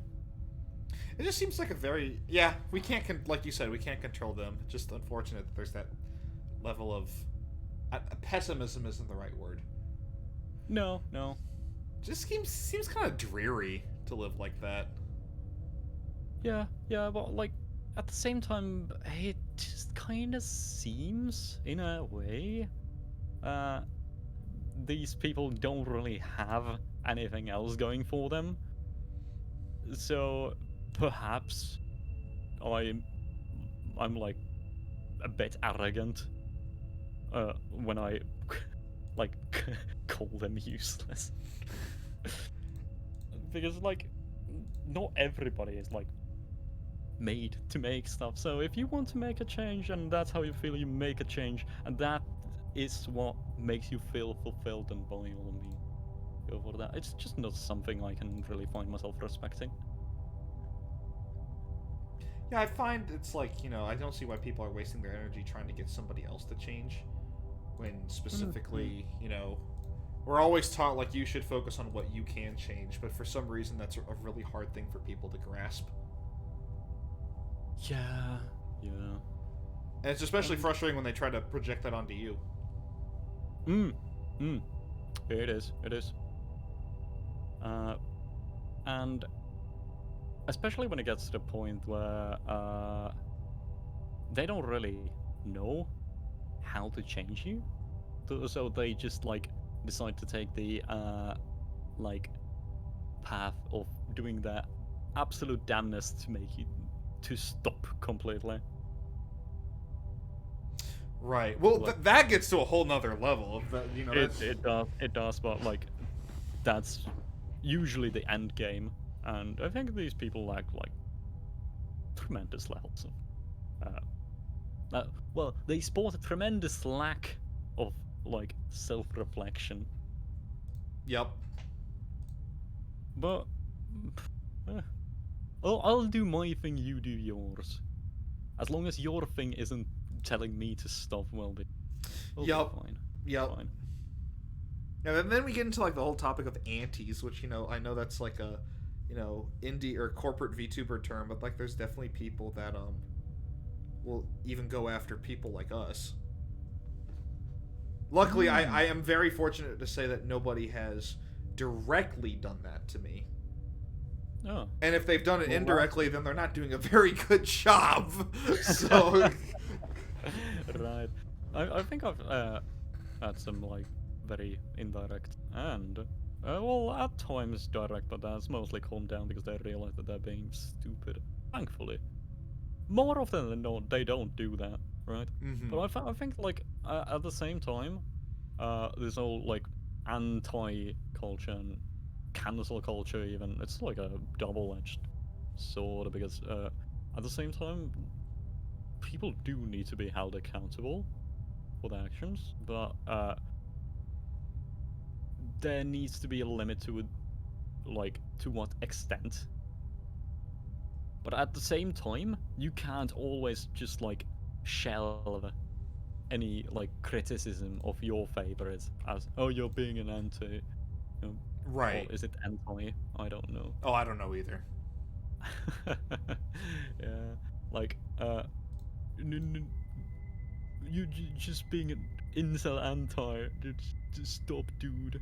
Touch grass. As well, maybe the person actually did something wrong, and I think people have to be like quite objective in their judgment when it comes to stuff like that. But at the same time, if everybody was objective, then no hobby would really make any sense because they're Yeah. like subjective things. I think I'm preaching to the choir when I say when people like jump on a person when they make a mistake, I think that actually helps that person more than they realize. I can't tell you how many times I've seen a person get quote unquote canceled and then like their following / view count like doubles or triples. Because then they signal all the people who are like minded, which isn't if what they did is truly bad, not necessarily a good thing. They all go to that person, and now you have an echo chamber that the people opposed to it indirectly created themselves. Oh, in that way. I thought it was like, well, there's controversy surrounding this person, so now we are more aware of him or her. Yeah, Or like, so I'll give you an example. So like someone gets canceled for I don't know saying something, like objectively offensive, or it's like racist or sexist, whatever, and then everyone bandwagons on that person. So that person now has a lot of negative attention on them. However, there's gonna be a crowd that goes like, "Oh, based," and they all go to that person like, "I can say slurs in his chat," and then like now they have like this big echo chamber of a bunch of people who want an excuse to be cringy edge lords, and then it's like, wow, good job, guys. You just helped this person create a bigger fan base, even if it even if you like jumped on this bandwagon. that's gonna divide some opinions because more often than not, at least from what I've seen, these creators that are cancelled for things they've done, uh, often do regret their actions. Yeah, So now they're stuck with an audience that they don't even like themselves. that's true. That is very true. At the same time, it's like it's extremely easy to preach one thing, but whether or not you'll hold stern when it comes to talks about attention and revenue, that's a different case altogether. Oh yeah. For example, I see a lot of people complain about parasocial interaction from the VTuber community. Oh wait, please go on. I'm big on this one. Okay. Yeah, I let's know get into you're it. big. I know you're big, but like, that's probably the most double-edged sword I've seen in the whole entire community because people are so like vehemently against it. Like, oh, you parasocial fucks. I think Big VTuber once declared not before, soon after having an ASMR stream about like pretending to be like the audience's boyfriend. So So exactly There it is, what's your dude. stance There on it this? is, dude. Right. Like, you can't criticize something you're guilty of yourself. It's. Oh, well, what are you doing, man? And, like, you cash in on lonely people looking for, like, somebody to, like, take the place of a significant other. Somebody who gives them the care and the attention that they so desperately need. Then at the same time, you're like, oh, fuck that. No, that's horrible. Stop being like that. You're awful. So, that's your own audience, mate. Yep. Like, you actively encourage this behavior, and that's why you're successful. And, like, that's where you make your most money. But I don't see you sending out any refunds. No. In Mm-hmm. fact, I saw you do another stream of the like just now. Hmm. Now how's that then? Oh, we're just playing. Yeah, playing with people's feelings. And when they develop the feelings, they're like, oh no, you fucking parasocial fucks. Mate, hold on. Hold on. So, so, not only do you get to abuse somebody's feelings to make cash, you also get to call them out on it and pretend that you're the good person. Incredible. Incredible. But yeah, that's most of my experience. Well, fortunately enough, by the time I started getting into VTubers, which was I think early 2020 Oh yeah, that's when I or got late into him. 20, Yep. yeah, with like I think it might have been like Miko clips or Rusia clips at the time. That's how I got it. Or Mikochi is my favorite, but yeah, that's how I Oh. got in, and by that time I think I had like a substantial enough following, and I make music for a living that I never necessarily sat there in their chats from like the position of like a fan as much as I was from like a potential colleague one day. Like I'd love to make some YouTuber music. I think it's certainly So possible. I mean, you I mean, know, actually, it's coming. yeah, For, yeah. Oh, my prediction was correct then. yeah. My prediction Oh, was but that seems wasn't to the be. original stuff I was talking about. That's a whole nother original. Yeah, yeah, yeah. A lot of stuff Hmm. coming. But yeah, I never really fell into the like parasocial trap. Had I discovered them years earlier, I would have been extremely prone. I wouldn't Yeah. have the disposable income, but I would have been extremely prone. Because once you get to the like sort of mindset where you are so infatuated with a like a character that you have to get them to notice you, you you're not gonna stop at anything really. And if these people are fine with siphoning thousands of dollars worth of money, uh, just like that, I can't respect their like criticism of like people developing feelings and being like creeps about it. Just can't. It's But it's a that's hard position to be in me. because because fans are going to project whatever they want, especially because I think we can all know without saying that there's some really loud groups out there that are just delusional to say the least. Yeah, they are. They are. And like you could even like you could have like the most like it could be an ASMR stream, it could be like the most relaxed thing ever, and people still be like, oh my god, this is girlfriend experience, this is boyfriend experience. And the other person's like, no, it's not. Never said it was. Right, right, right. And it's tough. Now, I mean, of course, I agree with you with like the whole like saying one thing and then immediately going back on it. That's a whole other story. Yeah. And like, if it's like just whispering nice things in your ear and that sort of ASMR, then yeah. But I love you. How was your day? No, that's girlfriend boyfriend experience, isn't it? Yeah, especially when things get a little spicy. Yeah. That's a big one. And like, you have to know your audience to the point where you like know what's over the line and at what point do people start developing feelings. You just like can't do that and then call them out for developing feelings when they're clearly lonely people, and that's how you make your living. Right. That's the toughest part of that is like I don't know. Like I wish it'd be really interesting to have someone like in that position on this show and be like, how do you handle the parasocial in ASMR or just streaming in general? But which I have had on here, and I think a lot of people didn't realize what kind of boundaries they were setting, because like most of the guests I've had on here have been, you know, especially I've had like last year in particular I had several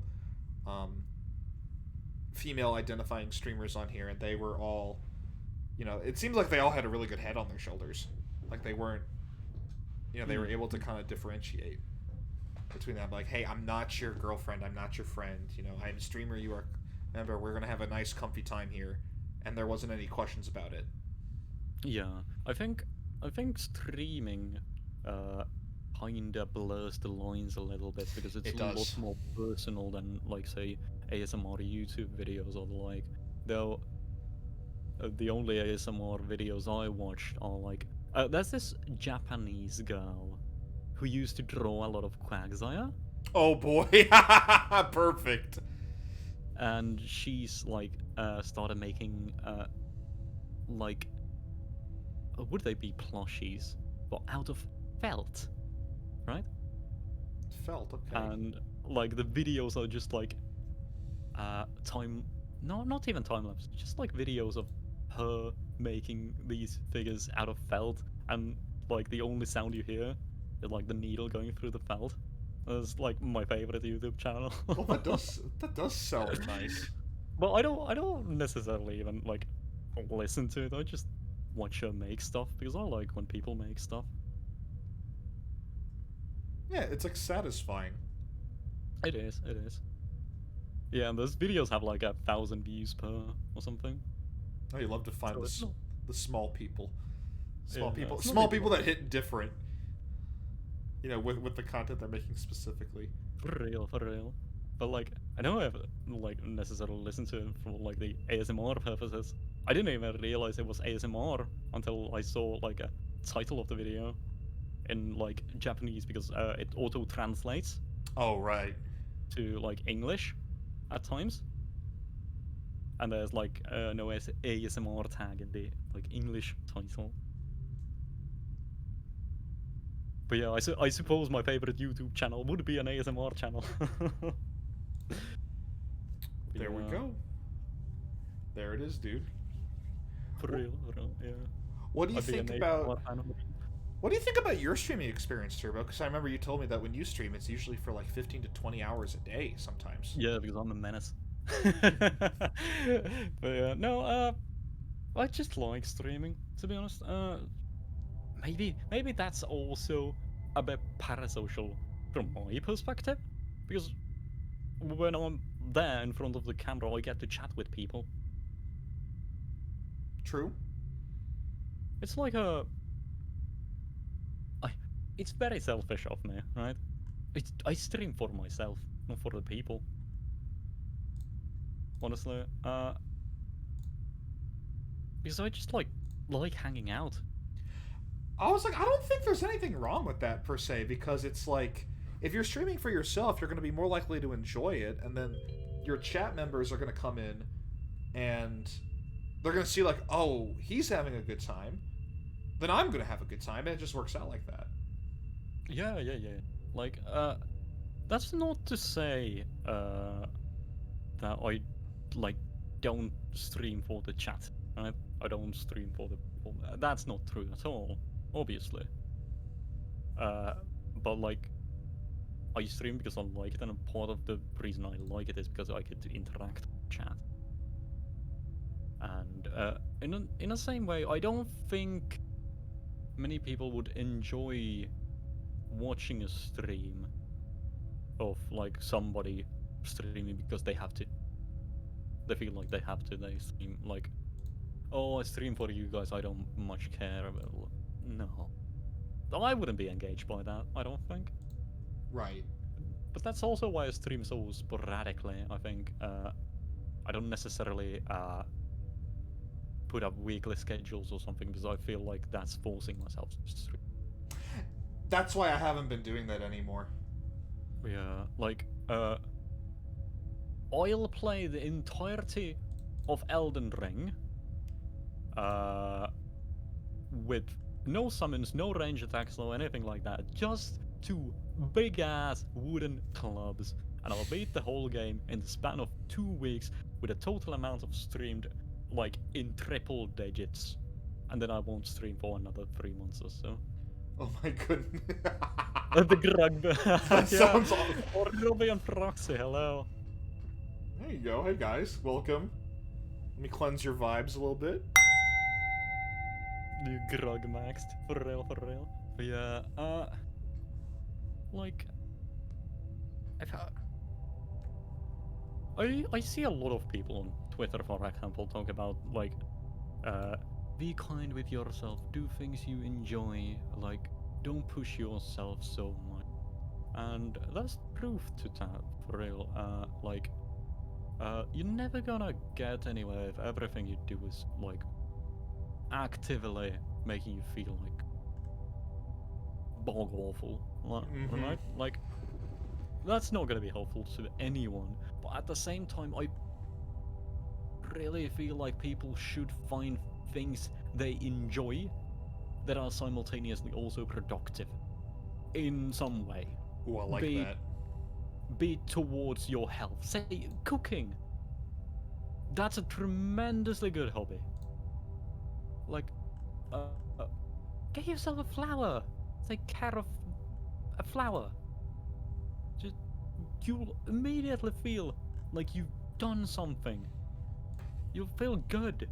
You, like, you take care of life, for example. And that's not me just saying this. I like girls who like flowers. No, I don't have a toy. No. But like, go outside, touch grass, unironically. But like, if your hobbies are, say, watching Netflix or anime, it's like, are you going to feel good after you watch yet another 12 episode slice of life anime that you've already kind of seen 10 times already in other formats? Like, are you? Yeah. Do you feel like a better person after that? Like, is that going to help your mental state in any way, despite the fact that you indulge yourself in comfort and like for a second forget about everything else and like just kind of let yourself be? You know, I watched a video recently about how like you said, comfort and that kind of thing, and not just comfort, but just like dopamine rush, including, you know, basically sex, drugs, alcohol into culture is supposed to like sedate. They said men specifically, but I think it could be literally anybody. Just sort of like placate us while we like just like become like victims to the grind set, so to speak. I didn't subscribe to it 100% because I don't think it was articulated well, but I think there was a point in it that like made a lot of sense. Like, you know, watch this. This is how life should be. You should want this. You know, but it's literally, it doesn't like tell you to like go out and do something. Like, no one's gonna actively teach you that, and I think that's one of my biggest. Yeah. You know, like, and that's why I do mental health magic, because there's so much conversation that I think needs to happen that you're not going to get in like a 280 character tweet. You're not going to get it in just like one article. Absolutely not. And I think like even if you did get it in a tweet, you're gonna read it and you're gonna forget it. You're gonna scroll down to the next tweet. Yeah. Like, the attention span of people these days is so low. Oh my god, it's getting worse. It's getting worse by the day, and like, these people are incredible. These people are incredible. because they'll sit down to browse TikTok Yep. for 3 hours. But they're not gonna watch like a. Well, they're not gonna sit down for 3 hours to like draw or make music or anything like that. Because like the content stream has to be so fast paced for them to keep like themselves engaged. And now normally you just like shelve that off as, oh, well, it's just entertainment, who cares? Yeah, it's just entertainment until it starts showing in every other facet of your life. Yup, there it is. I agree with that. Right. And this goes all the way to like just like relationships even, because everything has to happen like that. You want the instant gratification? Yep. Yeah. And then people like, for example, Tinder. Tinder, yeah, Tinder's the best example of it for sure. Yeah. And well, there's a whole nother conversation to be had there about like the difference in dating pools between men and women, right? Yup. But I'm not gonna go there. Where I am gonna go is the fact that there's a new person depicting themselves in the best possible way, and those profiles are like crafted with care. And you spend there seeing the very best of people for like a couple seconds at a time, and next. And if you're a gal, chances are you're gonna get hundreds of matches in a like a bigger city. It's, well, granted, it's harder as a bloke, but it still happens. And like, that's so fucked. And I think that's gonna be like long-term damaging to people as well, because you're probably not gonna be able to form like a proper long-lasting relationship like that. Because it's based on a mere fraction of what you see in the person. Yeah, and like it's all so fast-paced, and also, you're gonna see the best of everyone on the app, little app there, and then when you are with them, the demons crawl out, and you start seeing the bad in them. So what do you think then? Chat, take notes. Because this is true, and I don't know, Turbo, are you familiar with Dr. K? I think we talked about that you've seen him on YouTube, but you haven't watched him. Yeah, I think I've seen him before. But yeah, like these people decide that, oh, I can do better. So like the conversation that goes into like bettering oneself is non-existent. You just move on to the next guy. Oh, gal. Yeah, I see that a lot, especially even at work. Yeah, and like, it's a shame, but like, I understand it. Not everybody is for everyone, and that's a bit of proof I've had to swallow a lot of times. But just like, I can't gut it, and like, that's the reason why I don't have a Tinder, why I don't have a TikTok, and why I refuse to like watch YouTube shorts and stuff. I don't want to indulge in that because I don't like the people that are like that. That takes a lot of restraint for you. So that's a thing I'm noticing a lot of, Turbo, and just like our conversation today, is that you have a lot of self-discipline when you think about it. Like when it comes to like yourself, the things you want to do, there is a lot of self-discipline that you have, especially like, you know, I'm gonna say, like, you know, you don't see that a whole lot in your age group, you know, because of the content that exists. It's really challenging. But you're saying, like, you know, I don't engage in these like short form. I don't want to engage in short form content because I know what it does to your brain. And yes, it does rewire our dopamine circuits to be used to that. You know, I'm noticing myself that it's happening to me. It's happening to me. Like, I can feel myself, like my attention is dissipating. You know, that's why I'm glad I still do things like make music, make stuff. Like, putting out my first original song took me months to do, and that's part of the reason I'm so happy it finally came out. Right. So Yeah. where does that come from for you? Like, what keeps you motivated to say, like, this is what I want to do, this is how I'm gonna keep my head in the game? Yeah, I think like a lot of it comes from like personal philosophies, really. Because like I touched on this earlier, but like I didn't really have a dad when growing up, so I kind of had to like teach myself how to become a man, right?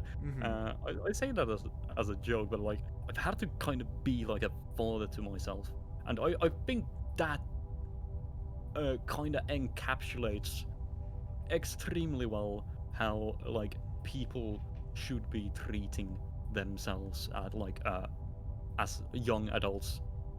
You have to be like a parent to yourself because you have to be strict and you have to consider a lot of factors in order to like uh live a good life, because like uh the easy way out is going to lead to a harder life, Yep.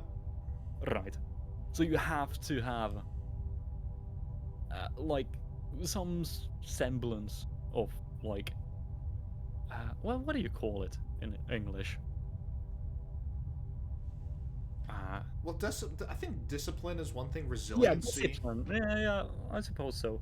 Uh, so you can't like indulge in everything, but you also have to like be kind to yourself, and you have to like, uh, for example, a lot of people talk about like giving themselves a treat when they do good, Mm-hmm. right? So positively reinforce your own behavior. I don't think a lot of people do that. I think a lot of people do the thing they're supposed to do in order to not feel guilty about rewarding themselves. Yeah, And I that's actually I actually horrible. think I agree with you on that. Yeah. Because, like, you're not a dog. You're not doing a trek for a treat. You, like, kind of have to take control of your own life in a sense that, like, uh, I talked myself into a bag.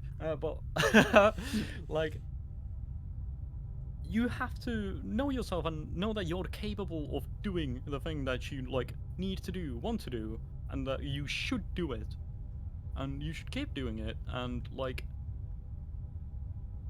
you don't. Of course, you need to like treat yourself at times, but is that really necessary?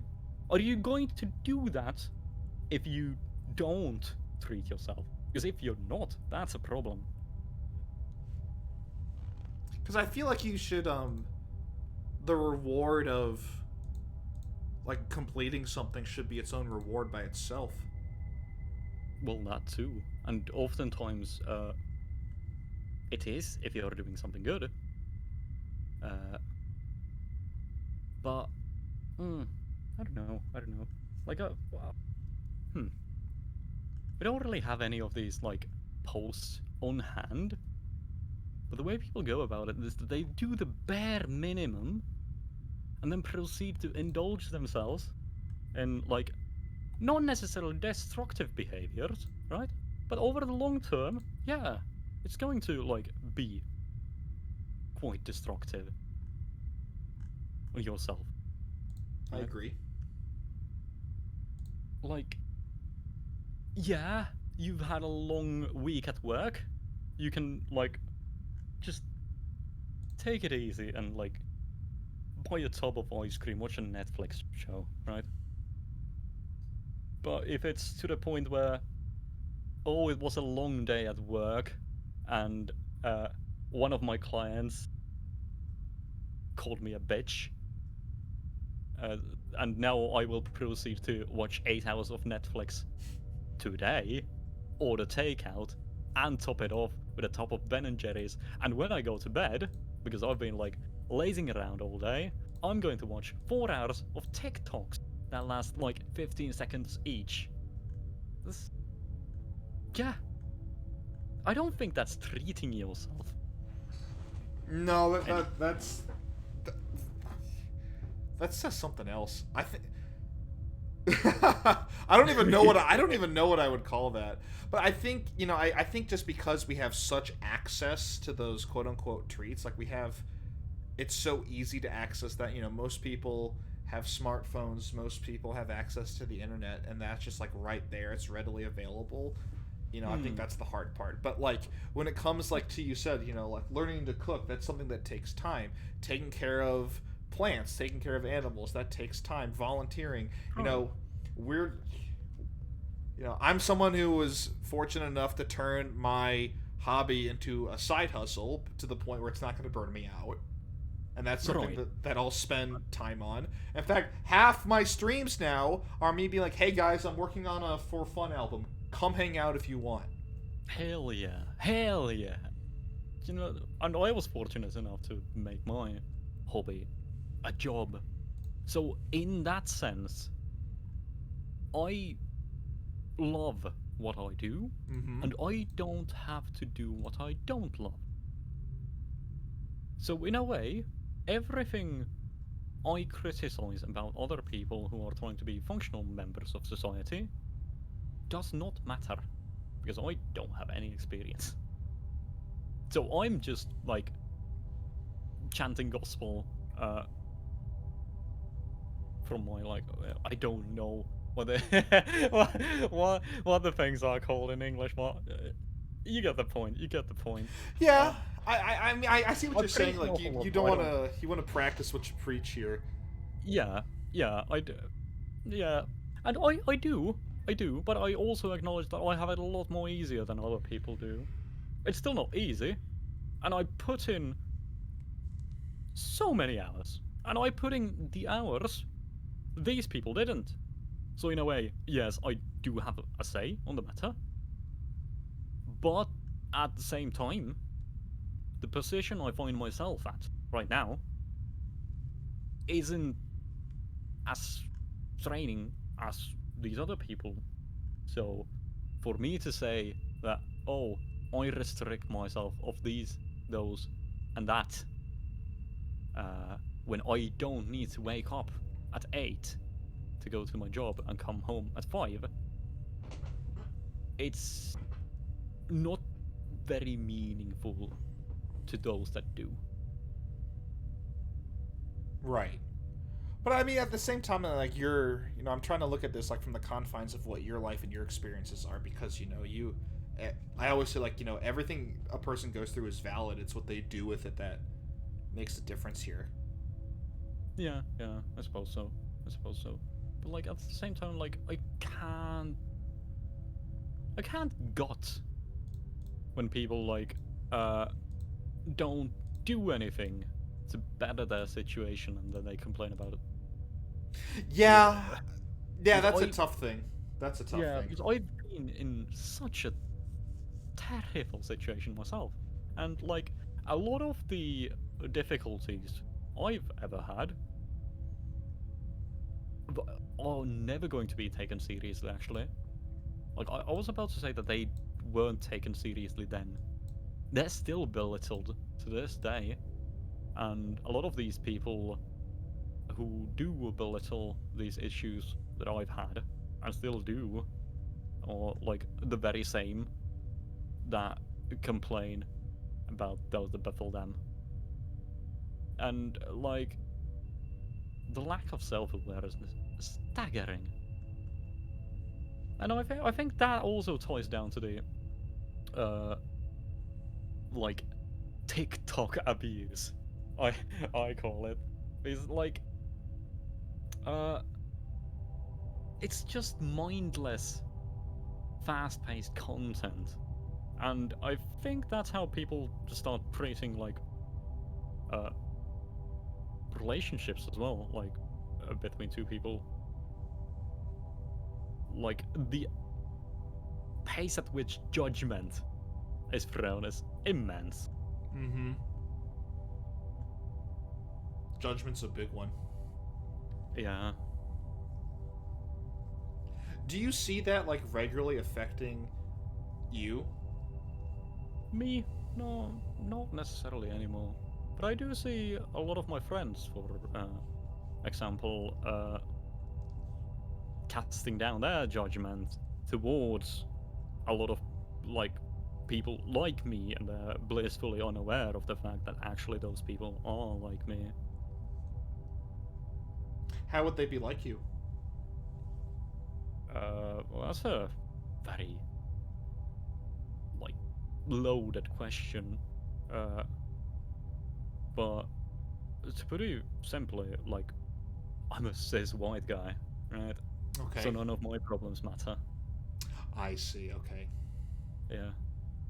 And I think the most of that comes from like the guy. What? The guy Because as part. it would turn out, yeah, as it would turn out, like when I was little, actually, I used to be a very pretty boy. Well, to the point that it's a funny story actually. In primary school there was a grandparents day or something. So everyone's grandparents were there at the school, and my friends had started playing this tripping game where you would trip your friend up, and they started playing it during class on the other side of the classroom, and I was blissfully unaware of that.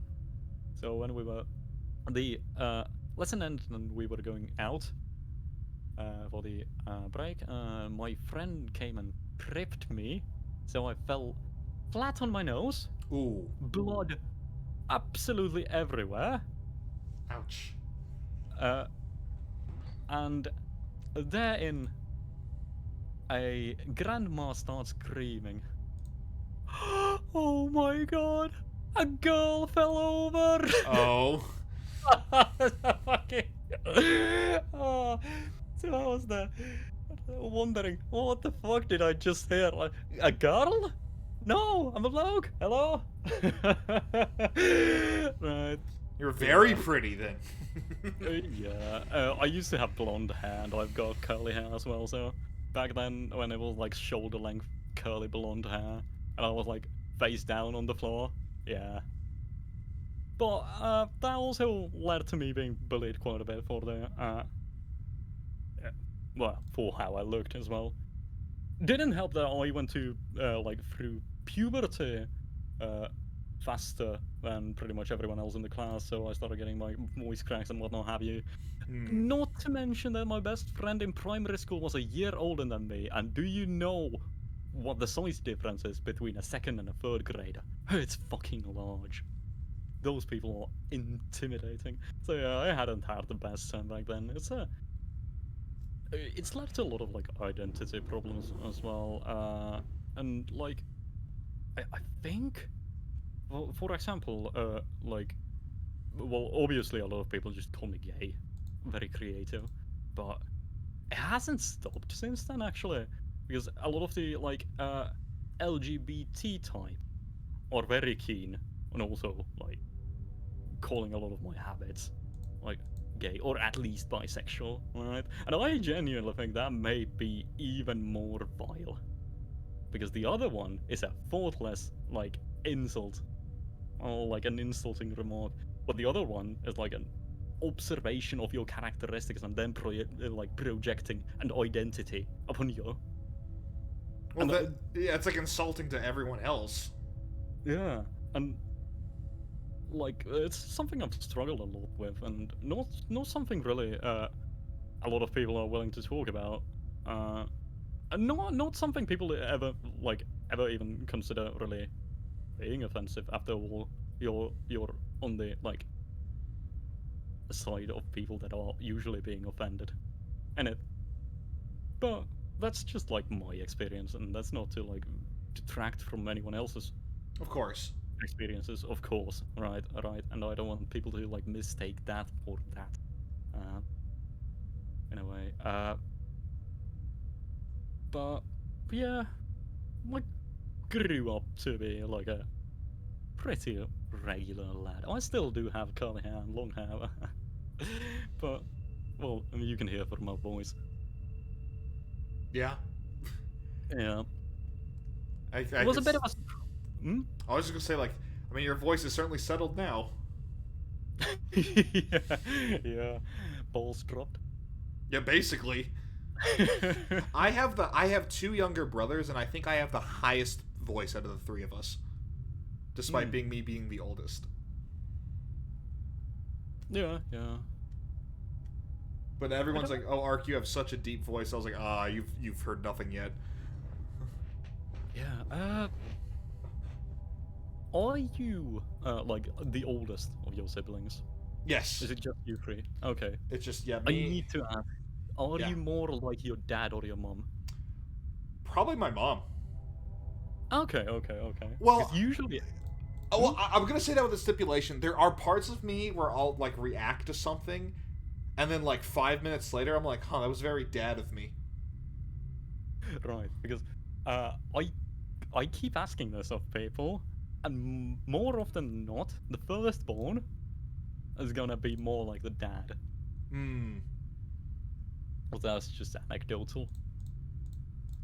I think in a way, like my voice turned out closer to his, and sometimes like I tend to be like very, depending on the situation, I can be very like reactionary, and I wouldn't say I have a temper, but I might respond to something in a very like emotional way, which like my dad would Hmm. do. But like my dad never did that in a bad way. He just was like more open with emotion than maybe more like boomer age men out there, which I Yeah. consider a good thing. Even though that sometimes gets me into trouble with myself, I'd say I'm pretty happy with how open book I am with my own feelings.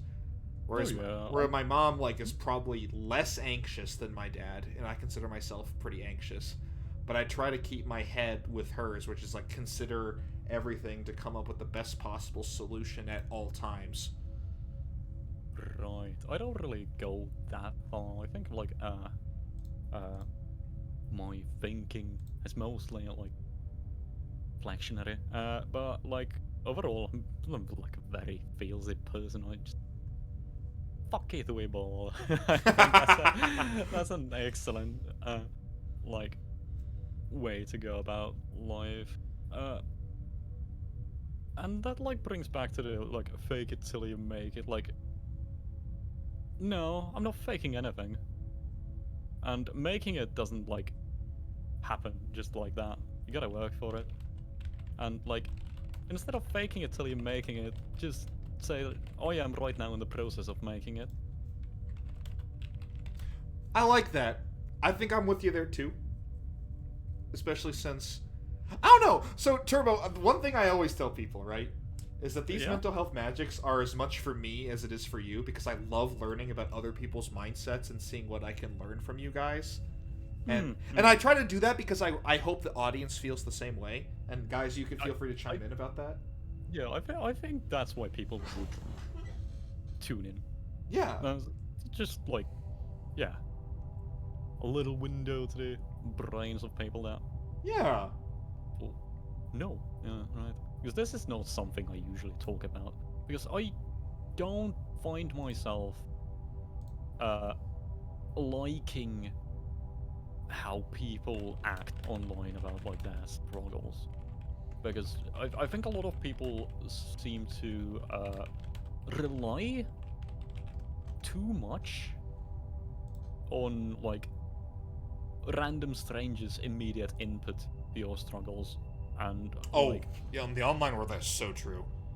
yeah, like if you do nothing but like seethe about like how bad your life is, and like expect like post with the expectation of sympathy for your struggles, then yeah, I don't really look very highly upon that. I understand why people do it, right?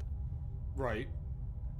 Uh, and I sincerely wish those people will find somebody whom they can have a meaningful conversation with about these like issues. Uh, because I know what it's like to like not be really able to talk at all, and it takes a toll. It takes a toll, and part of the reason why I do make music is to cope with that. But I just don't think that posting your meltdowns online will do you any good. No, that's why I write songs about them. Yeah. Yeah. No, I agree with you. I don't. That's Yeah. something that's like. I feel like. So I'm of the opinion that I think that people could afford to be a bit more open with what they struggle with, but I also agree that posting meltdowns online kind of opens some floodgates that I think need to be, at the very least, very Control. carefully closed. Yeah, yeah. And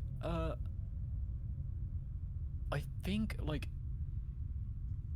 when you like open up about your struggles and you get positive like reinforcement that it's going to be okay and like sucks I'm here for you and stuff like that and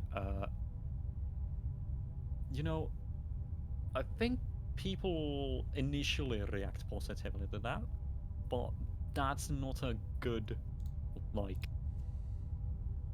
not necessarily a fix, right? But it's not something you can rely on long term, and eventually it just won't be enough to remedy your struggles because you're not actually changing anything, Right.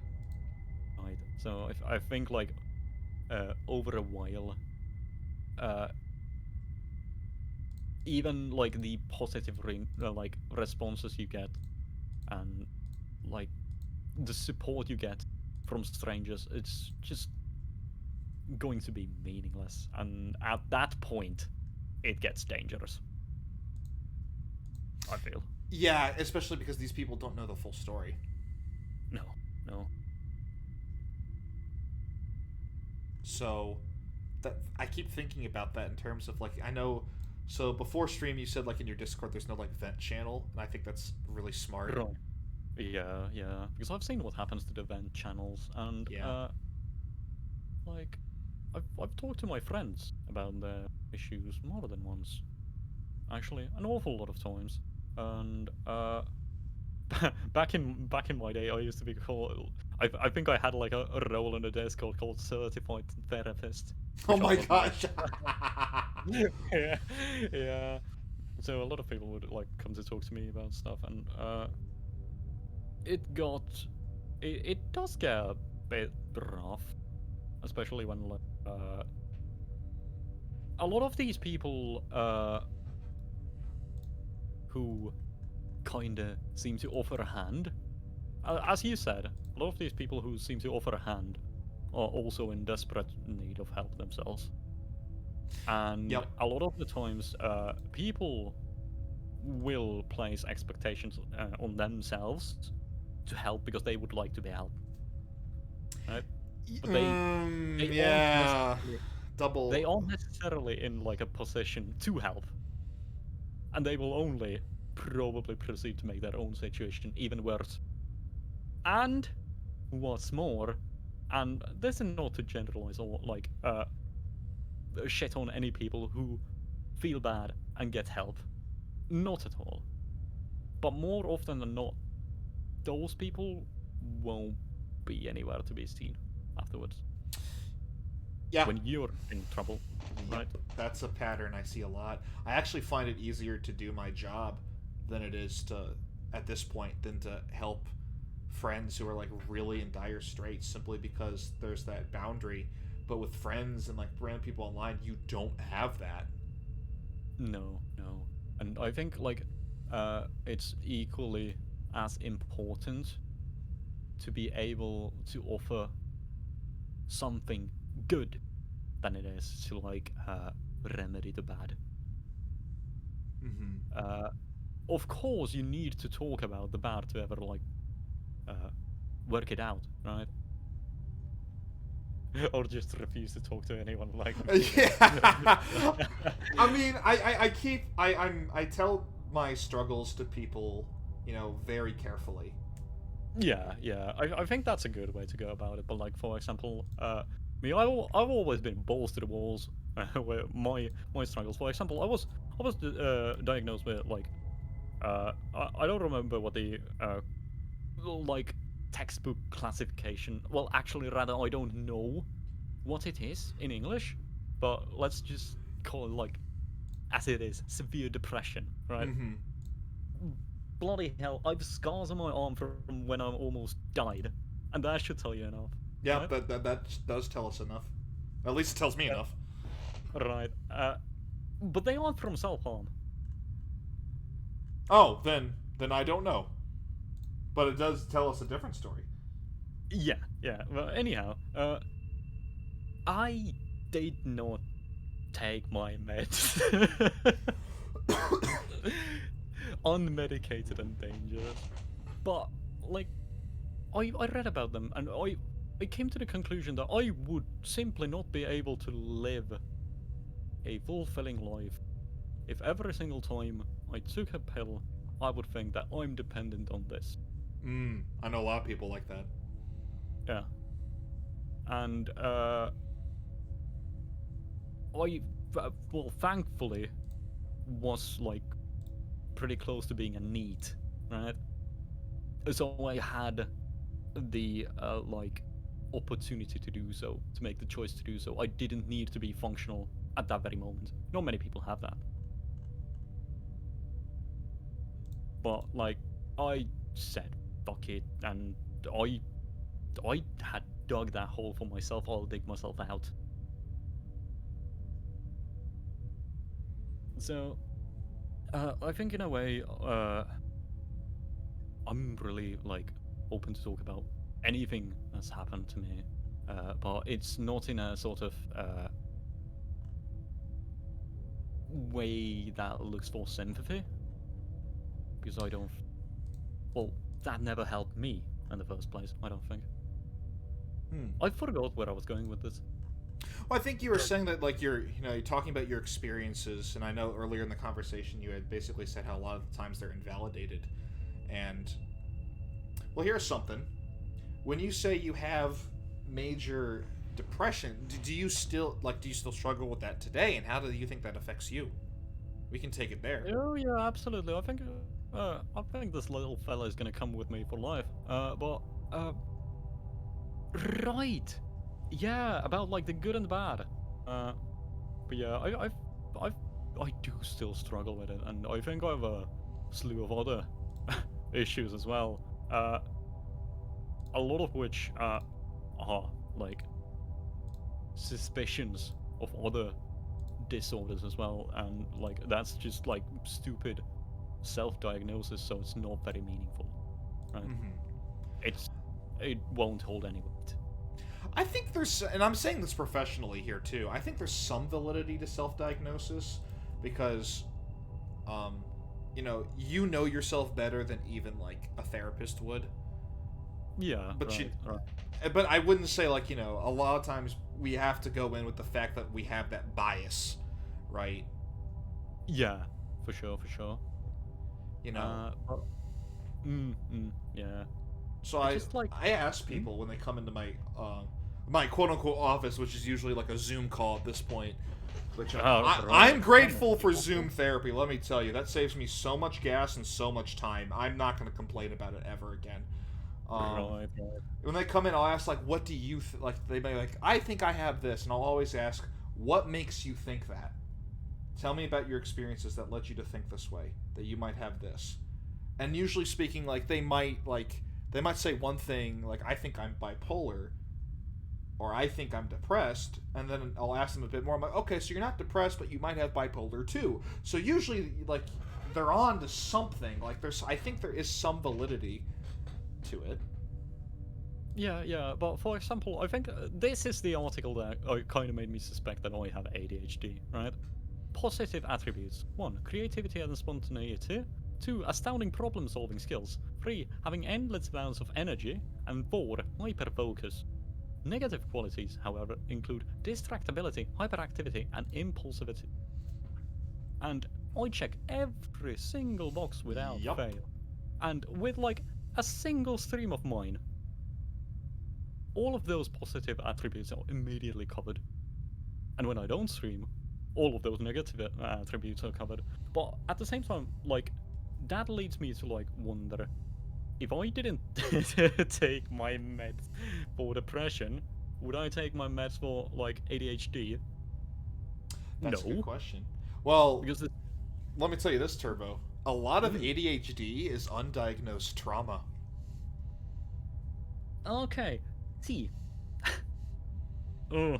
Yeah, I Mm. know. That's something a lot of people don't know. Like, I have really bad ADHD, and then I asked them for, and this is like from a clinical experience. And I said, like, so tell me about like X, Y, and Z, and then they'll say something. I'm like, oh, yep, there it is. Because how can you focus if you have some of that hypervigilance with it? See. My problems with the negative traits started around the same time as I became depressed, and I also suspect myself of another four-letter disorder as well. Oh, yep, I think I know what it is. Yeah, leading back to that, like relationship problems. Though, like that's such a complex matter that I don't think, like, uh, putting myself under like a magnifying glass and trying to figure out what's going on is gonna do me any good. Like, yeah, what if I am? So what? Like, for example, those like positive traits of ADHD enable my function as like the artist I am today. Like, I can stream for like 20 hours, make a fucking banger, and I can like once I sit down and I focus, I do the work of 10 men in the same time, Wow. and like just like what if I function like that? Then what's the problem, really? Well, I think that's like one way to look at it, Turbo, is that like, mental illness is described as something detrimental. So Yeah. so I'll give you a great example that they like really like that was hammered in my head in grad school. That's like I had this question on an exam and it never left me. And so basically they said like this person is like a 40-year-old man who hallucinates the voice of his dead mother and he talks to her because it gives him comfort. Can you diagnose him? And it was basically like, I mean, and the answer was basically like, you could, however, it wasn't like, it didn't cause him discomfort. It wasn't like causing him any danger. So what's the big deal? So, which I found really interesting. So if it has positives, like for you, like is it so bad? And that's something that like if you ever decided to get medicated for, and this you're not the first person I've heard about like this type of ADHD from either, Turbo. I have some other like content creator friends who have described a very similar streaming schedule that you just did, or like they can like they're artists who can like draw like crazy and then they burn out for a month and they come back and they like finish 1 billion pieces in a month. Right. So like that the question is like, if you ever like talk to a psychiatrist, the question is like, is this going to make all my wonderful creativity go away? And that's a choice that like, I feel like that you should be able to make on your own. Right. Well, I don't think the like, is it going to make my creativity go away? That isn't something you can answer. That's something you'll have to find out. But at the Right. same time, like, I'm a hard ass, like a proper daft. Like I would refuse to like medicate any like possible ADHD simply due to the fact that I wouldn't be willing to admit to something like that, which is like at the same time immensely destructive, right? Mm-hmm.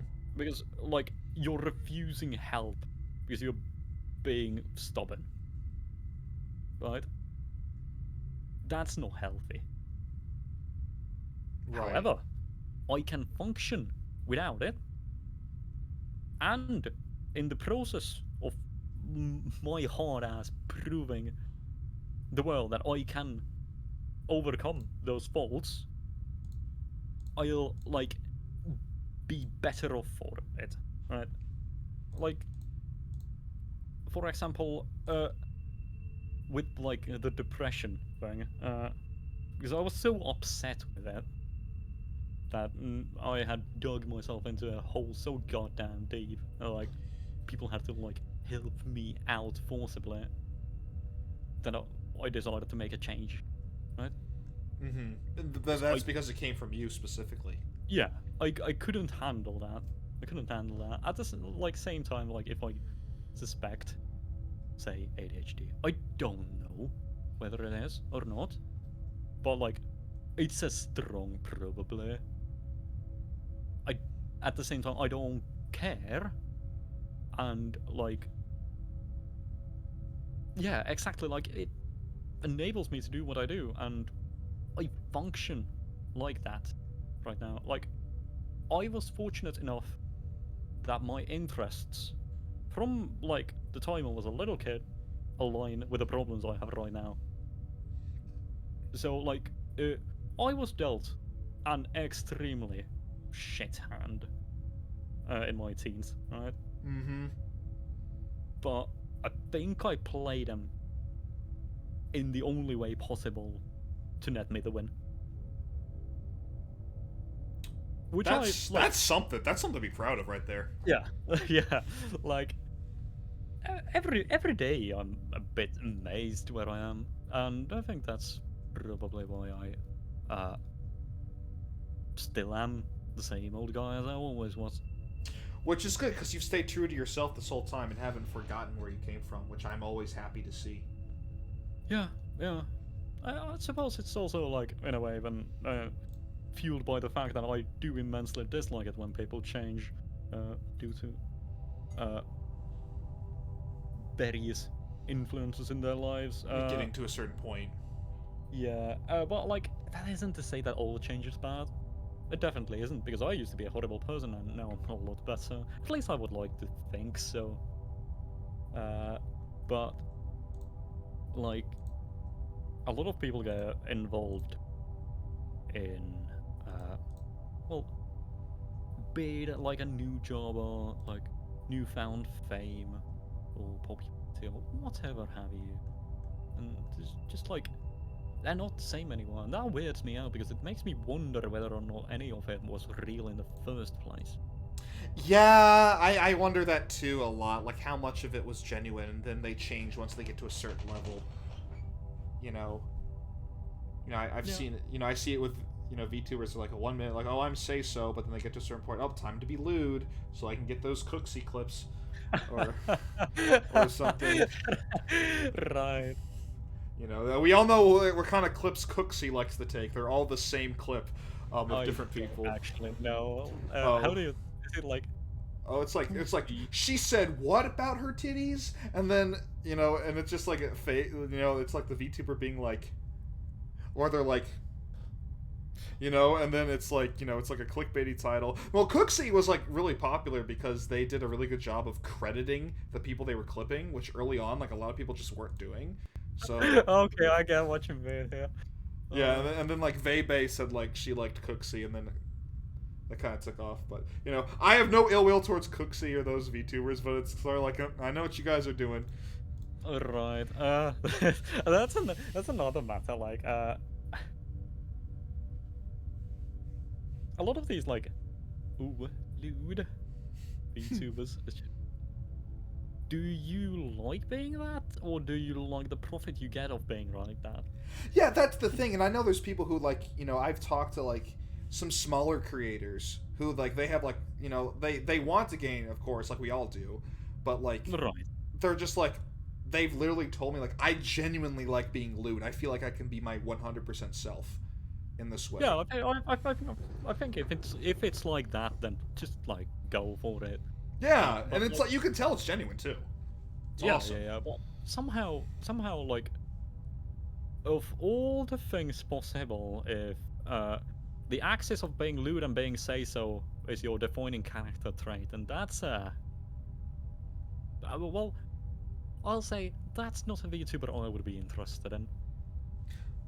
I like the people who are like they're very much like as full, they can be like very authentic and very genuine, and maybe like even and of course like there's like certain limits, like you're not gonna tell everything to your stream, like especially if you're corporate, you're not gonna do this, but you can tell when someone's like genuine. Yeah, you can, and I think a lot of people, even if they don't like really pick it out, they can feel it. Yep. I think I would like to think that that's also a big reason why I have the following I do right now, because like everything I do is kind of like indicative of me. Mm-hmm. And I think people have noticed that, even if they don't necessarily like really try and point it out. Like a lot of people who have become my friends due to like me being Turbo, like almost entirely share my like music taste. Like I'll go from listening to Nightcore to listening to Lynyrd Skynyrd in the span of 10 minutes because that's how long pre-birthday is. That's true. Right. I feel that. I'll go from like, Yeah. I need to listen to Internet Overdose for the 90th time, and then immediately be like, where's Animal Crossing BGM? Right, right. That was actually made by Ayoban, if I'm not mistaken. Yes, it was. I included that in my DJ set in Paradise Online, which is like the Eurobeat event online that this Euro Jimmy guy held. We were talking about him earlier. I actually had that track on my set before the actual game. I think it's. Oh shit! Yeah, because it is for Yeah. the game. Yeah. Yeah, and Ayoban tweeted out. He deleted the tweet since. But he's not gonna escape my observation. He tweeted out, I think it was in late 2019, Eurobeat gonna be huge in 2020s. Yet here And we. then he drops out, Internet Overdose in 2021. Yeah, at the end of 2021. Yep. Yeah. There it is. There it is, dude. Oh, he's South Korean. Oh, that makes sense. I didn't know that. Oh. So. I think he's on Monster Cat as well. But yeah, go on. Oh, is he? I didn't know. Okay. So Turbo, I wanna as we start wrapping up here, I wanted to ask you, and I usually do this for everybody that comes on Mental Health Magic. Is there anything that you would want to tell like people in a similar position that you've either been in or that you are in?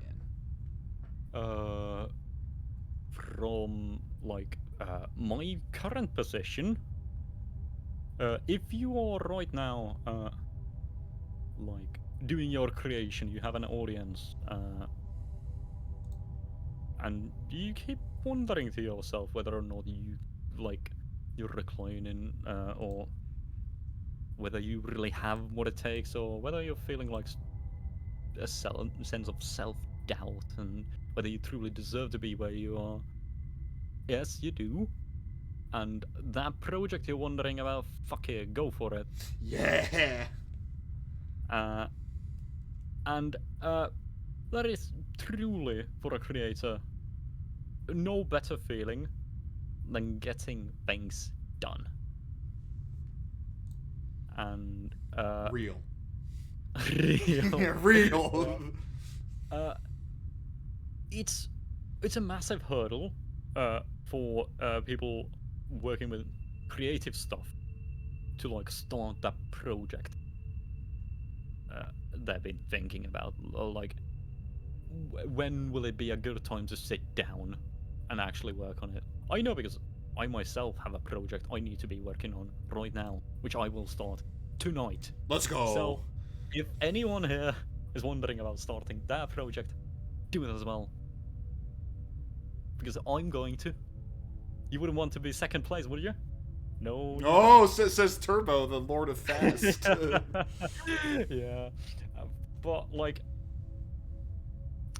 for people that were in the same situation as I was in the past, it's a lot more difficult, because I myself kind of stumbled upon greatness in a way. Not that I'm necessarily of any greatness, but like, probably the most meaningful image I've ever seen is that one thing where you like meet yourself of the past, right? Right. And I think the kid version of you said, "Oh, you're not quite how I imagined myself to be," right? And the bloke said, "I'm sorry." And to which the kid replied, "At least we tried." Right? Oh, that's so. Oh, this is powerful. And the bloke of today did not have an answer to that. Right? So the real question is that, are you going to forgive yourself if you never even tried? Yeah. Because there's nothing I respect more than somebody giving their passion an honest to God shot. Go for it. Like, if it goes tits up, as it probably will, just fuck it, try again. And like, at least you can say, "Hey, you tried." Right? But like, if you're left with like tremendous regret, and you come to the realization that you never even tried, and it's too late, that's not going to be something you can live with. It wasn't something I was going to be able to live with, I don't. Which is why I did, instead of thought about doing. And it's gonna take a long time.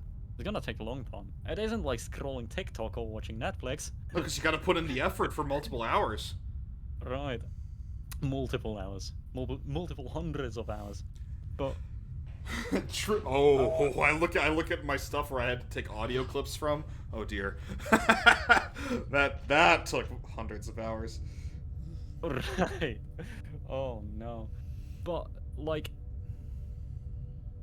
the best time to start was yesterday. The second best is today.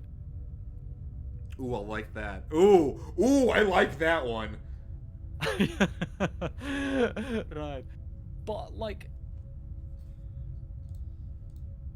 honestly, it's not something you can necessarily convey with words. Not really. But I don't really know how to like really properly convey it. No, not really. I think a good way to put it would be just like, hashtag just do it is like a really simple way, like the whole Shia LaBeouf video from like 2014, 2015. And I'm not even gonna lie, I've used that as like motivation because he says a lot of like, just do it. Like yesterday you said tomorrow, and I was like, yo, Shia LaBeouf kind of spitting right now. I gotta like start on this. I think one of the most arduous projects I ever did came from like a thought I had while driving from a client's house, and I was like, I should make brain power with VTuber samples. And I did. And like I look, but that was a year ago. I put it out like almost exactly a year ago. And like I look back now and I'm like, this is so horribly mixed because it's so much reverb. There's like such a hollow EQ. Yeah, so see, William, you're saying it's good, but now the fact that I can look back and say like I can do so much better than that is just proof that like I did it. It turned out great. Yeah, it shows tremendous development as well. Yeah, it's crazy. But like the fact that I was able to do it, like I know for a fact at some point I'm gonna look back at my original song that came out yesterday and be like, what was I thinking? But that's a good thing because I can say I did it. Yeah, and if you're a musician, I think this is like very specific advice, but the best advice I can possibly give is to upload the goddamn track. Yeah. Yep. I truly do mean it. Like, handle your music with care, obviously, but you have to like be also quite aware of your own skills as of now and where you want to be. Because if you spend Another 20 hours on a 20-hour track. That was 95% of the way there. You could have made another track that's 95% of the way there in that other 20 hours. And it would have been better than the first one after 40. And I think like that may be a bit of a hustling grind set mindset, right? Yes and no, though, because like yeah, it's got the grind set to it, but it's also Yeah, just you like how need to can you build. improve if you don't just like finish it? The same thing applies to physical art or visual art, I should say. Yeah, because like I, I think there's nothing more quite fulfilling than progress, Yes. getting better. Like, sure, it's gonna be great if you get the numbers, and I don't really have a say on a lot of these things because I was fortunate enough to grow with an audience, right? So once again, I suppose I've had it easy, right? And a lot of people need to develop on their own, with like no real like carrot on the stick, in a way, right? What do But you think about here's another one for you, Turbo, because what I really want to do is I kind of want to like clip what you're saying and like show a bunch of like my younger well, younger musician friends I have like are like in their own genre. They're doing great. They just need that extra push. Like they are right. they're really making fantastic work. And it might be really interesting to see what they say to what you're saying. Here's another good one to end on. What would you want to tell your what would you want future Turbo to say to current Turbo? And that could even be the same Turbo in 3 to 4 months. Because I like to keep things short term because that's easier to see. Because you said you got some stuff coming out. Right. Wait. What was the question? What would the future me say to the current me? Yes. Uh, the same the current me would say to the past me. Thank you, sincerely, for keeping it up. I think that would be it. I think that would be it because there's nothing I'm more thankful of than the fact that I stuck with it. Yep. It's still like for the sole reason that I stuck with it that I now find myself where I am at right now. That's a go. Stick with it. I like it.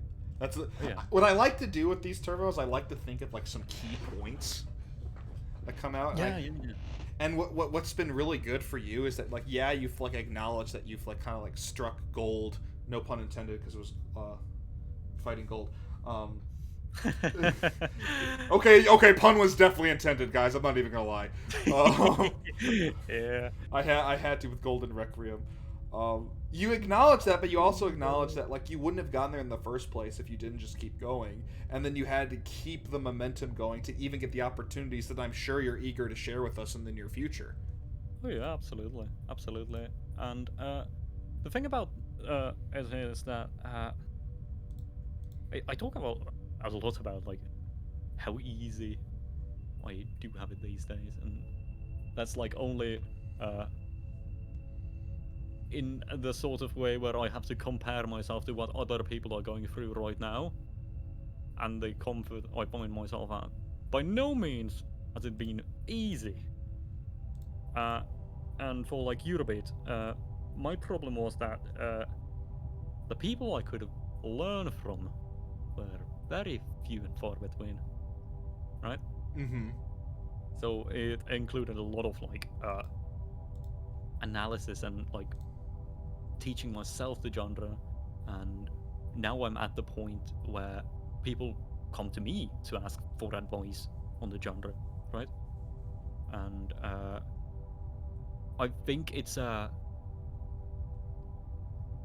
very like meaningful position for me to be in and like it makes a lot of the like struggles and the effort put in to like be worth something.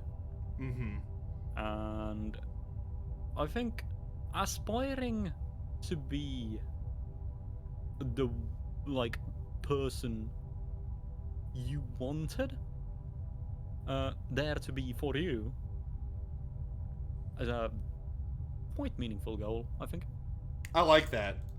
Aspiring to be the person that you want to be there for you. Ooh, I like that a lot, actually. And there's another like very quite important like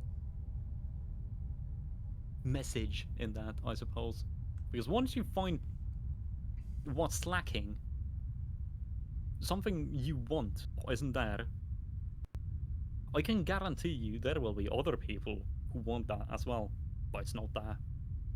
I think about that a lot.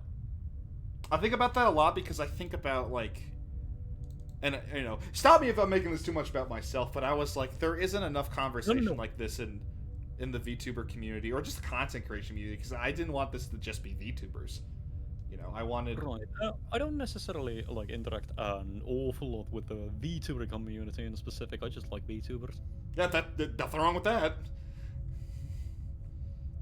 I just kind of feel like a fraud at times, but like at the same time, like, eh, eh, you know, I'm here. Like, I'll be happy to like interact with VTubers and stuff. Like, the community part of like anything hasn't really interested me much as like anywhere near as much as like the content creation part has. Like, I'll be happy to do like a VTuber remix. I've done plenty of those. Yep. I just like I think that's my engagement with the community rather than like talking about stuff. I suppose. That's something. I think in a way it's kind of nice to like appreciate it from afar, because like once you get wrapped up in it, you start seeing like, and this is the case with any community, you start seeing like the good, the bad, and the ugly. Yeah, yeah. Which but Yeah. I mean, it's good to appreciate that.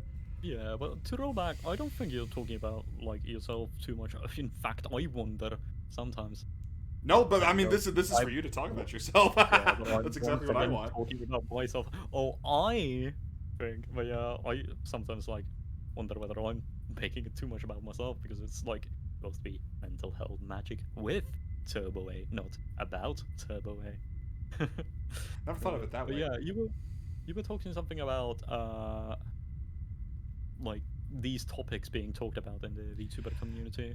Yeah. At which I mean, I completely interrupted you. at first it was admittedly something just like, I have a niche I can fulfill because I am, actually a licensed clinician, Right. and I want, and part of what really sparked my interest in my job again was right before COVID hit. I found Dr. K's interview with Lily Pichu, and I watched the whole. I was enthralled. I watched like the whole like 2.5 hour interview, and I was like, "This is wonderful."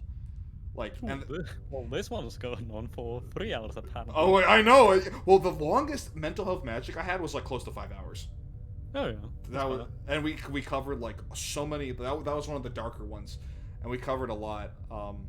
And some of them we've had like it can go on for a while, but Yeah, it could. Like, if I went to detail, I don't think we'd be halfway yet. yeah, you're always welcome back, Turbo. Oh yeah, Yeah, yeah. all my guests are always welcome back. You just say when. Because I don't, I'm glad we got this, because, and I'm glad I did this twice in a row, because I was sort of like, like I haven't hit up any people in a while. So many people are busy, especially at this time, because people want to take vacations. They want to go to Anime Expo. Oh yeah, for sure, for sure. Yeah, so a lot of VTubers are starting to drop out because they're facing that burnout. I've been doing VTubing for almost 2 years, which is crazy to me. Like I'm a bit of a veteran in a sense, and in a way, I have no idea what I'm doing. Yeah. But the niche I learned I wanted to fill was to provide a space for people to talk about things, either mental health or just like things affecting their mental health, in a way that like we could have an open and honest conversation with. Right. Right, because like one of my friends who's been on here probably about a year ago now. Is her name is Lena, and she got pretty big off of doing Final Fantasy 14 covers. And she so she's really passionate about Final Fantasy 14 community and things like that. So a big thing for her is, you know, she was like, oh, you know what? I fucking hate toxic positivity. So I hit her up and I was like, hey, do you want to talk about how much toxic positivity affects you on stream? And she was like, yeah, dude, let's do it. So, and that, you know, like, that's not like a deep thing that, you know, like, comparatively to like intricacies of trauma and depression. But if it's affecting you so much, you know, I wanted to offer us a nice, comfortable space for her to talk about that and say like why it's so much of a problem, because you can't do that in a Twitter thread. Like, no one's like gonna read the whole thing except for her preaching to the choir. Right, yeah. And I think that's probably the most important part about the whole thing, is to have a conversation about it. Exactly. Not like being able to unload all your worries. Because Yeah. that's not gonna help anyone. Right. Well, well, yeah, I suppose in a way, because you get to like share your burden, and it'll make it easier to carry it. But if you just like dump it all there, it's like hardly meaningful. But if you're able to like open up about like specifics and talk about like concepts and stuff, and what's really been on your mind and why it's on your mind and why it's pulling you down, and then you start to get to the like the meat and potatoes of the stuff and what really matters, at least in my albeit very narrow point of view. Right. I think, but I mean, like, it just like opens conversations, and now like maybe people will start to like, my hope is that people will start to have this inner reflection about like, so for example, Turbo, if we reach one prospective musician or one prospective content creator with this, I'm really happy, because then they might see like, well, this is what I need to do, like I need to like really reconsider like what my mindset is, and they might start to make small changes progressively that'll get them to where they want to be. That's the kind of thing I really want to see, and that's something that like, yeah, absolutely. And maybe like you'll recognize something, I might recognize something. Like the last few things you said have been like blowing my mind. Like, you know, like, oh, now I want to do X, Y, and Z. I want to put out like my funny shorts that I made with Ina's back on YouTube, even though I wasn't gonna do that, even though it's like a low quality shit post. That's a fucking Yeah, because I remade Snail's House's Hot Milk from scratch for my BRB screen. Oh yeah. And then, oh, I'm gonna put it up real quick. Here you guys go. Where is it? There it is. You guys know how what it is. Fucking ginormous R's on my screen. Yup. Christ almighty. Oh, I drew that from. I think I was like in VC with 7 MML people, and he was like, you know, like drawing like a crazy commission. I was like, hey, guess what I'm doing? And he was like, Ark, what the fuck? Yeah. Oh my god. Yeah. I don't know. I like little shit posts like that. I want to be the shit post, the musical YTP MV. You know, you wanted to be the JoJo Eurobeat that didn't exist. Yeah, right. And that's another topic of conversation. Pardon me if this is going on for too long. Like, we can call it quits if you need to be going. Oh, we go. I'm okay for another 20 minutes. Okay. Right. So, my advice for beginning creators, actually, is that, like, you need to get noticed somehow, from somewhere. There has to be some sort of association for, like, building a following, right? Yes, that was FL opening. Oh, did you open FL? Yup, I clicked it by accident. Oh. Yeah. But you have to be noticed from somewhere. Now, a lot of like the well, for example, corporate VTubers can do that through their corporation debuts and stuff like that. Like, oh, new Hololive branch. I'm going to follow that because I know Hololive has consistently good streamers of great quality, right? Or Niji Sanji, the same thing. But for music, it used to be that you are good enough to get the attention of like a record label or something. Yep. That doesn't happen anymore. Well, it does. It does in a way that you have to like make a certain sort of music to like get released on a record label, and then you get put on a Spotify playlist, which is like the today's radio, and then you get a million plays from there, and now you have a name for yourself. But if you want to be like an indie content creator, first of all, you have to be of a sufficient ability to like make stuff that stands up on its own. But you also have to find like a niche in which you can get noticed. For example, VTubers are extremely good for this. Yep. And it's like maybe I haven't followed I don't know, like I suppose like closely enough to have seen like any real up and coming new musicians make it through like VTuber stuff. Oh, I can name a few right off the bat. Can you? Farhan. Oh. Farhan Oh. did Gura's Reflect. Ah, see, I meant more in a sort of what's it called, like fan content type of way. Let me think about that. On, yeah, Indonesian bloke.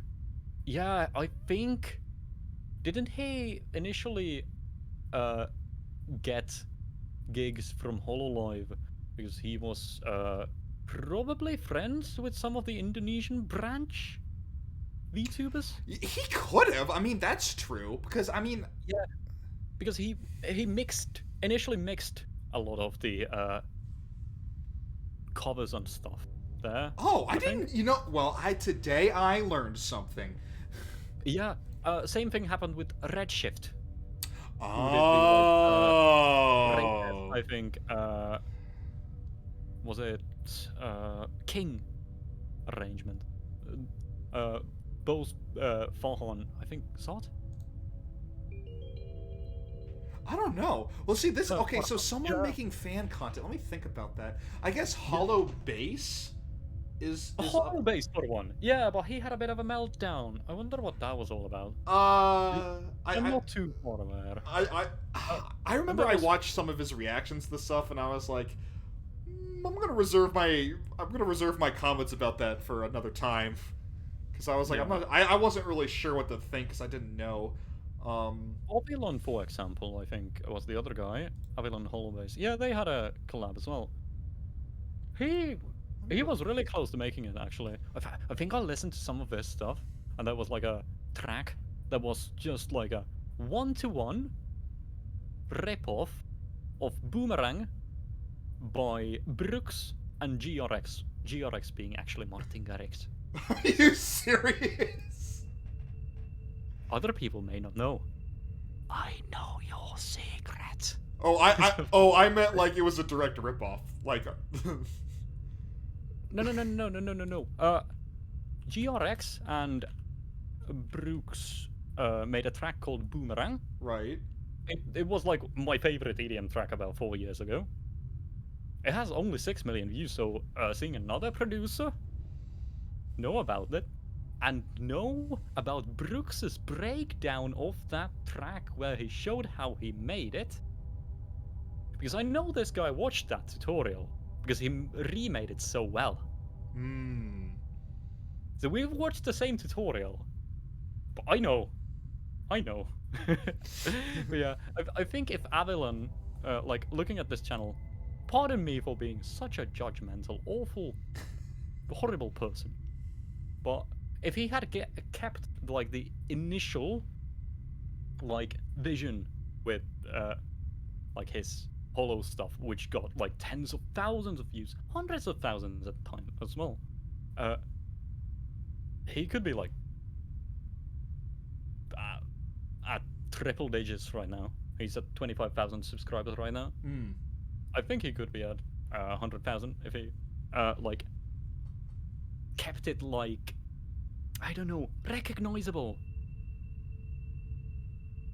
Because the music is there, he's good, and like the brand is there, kind of.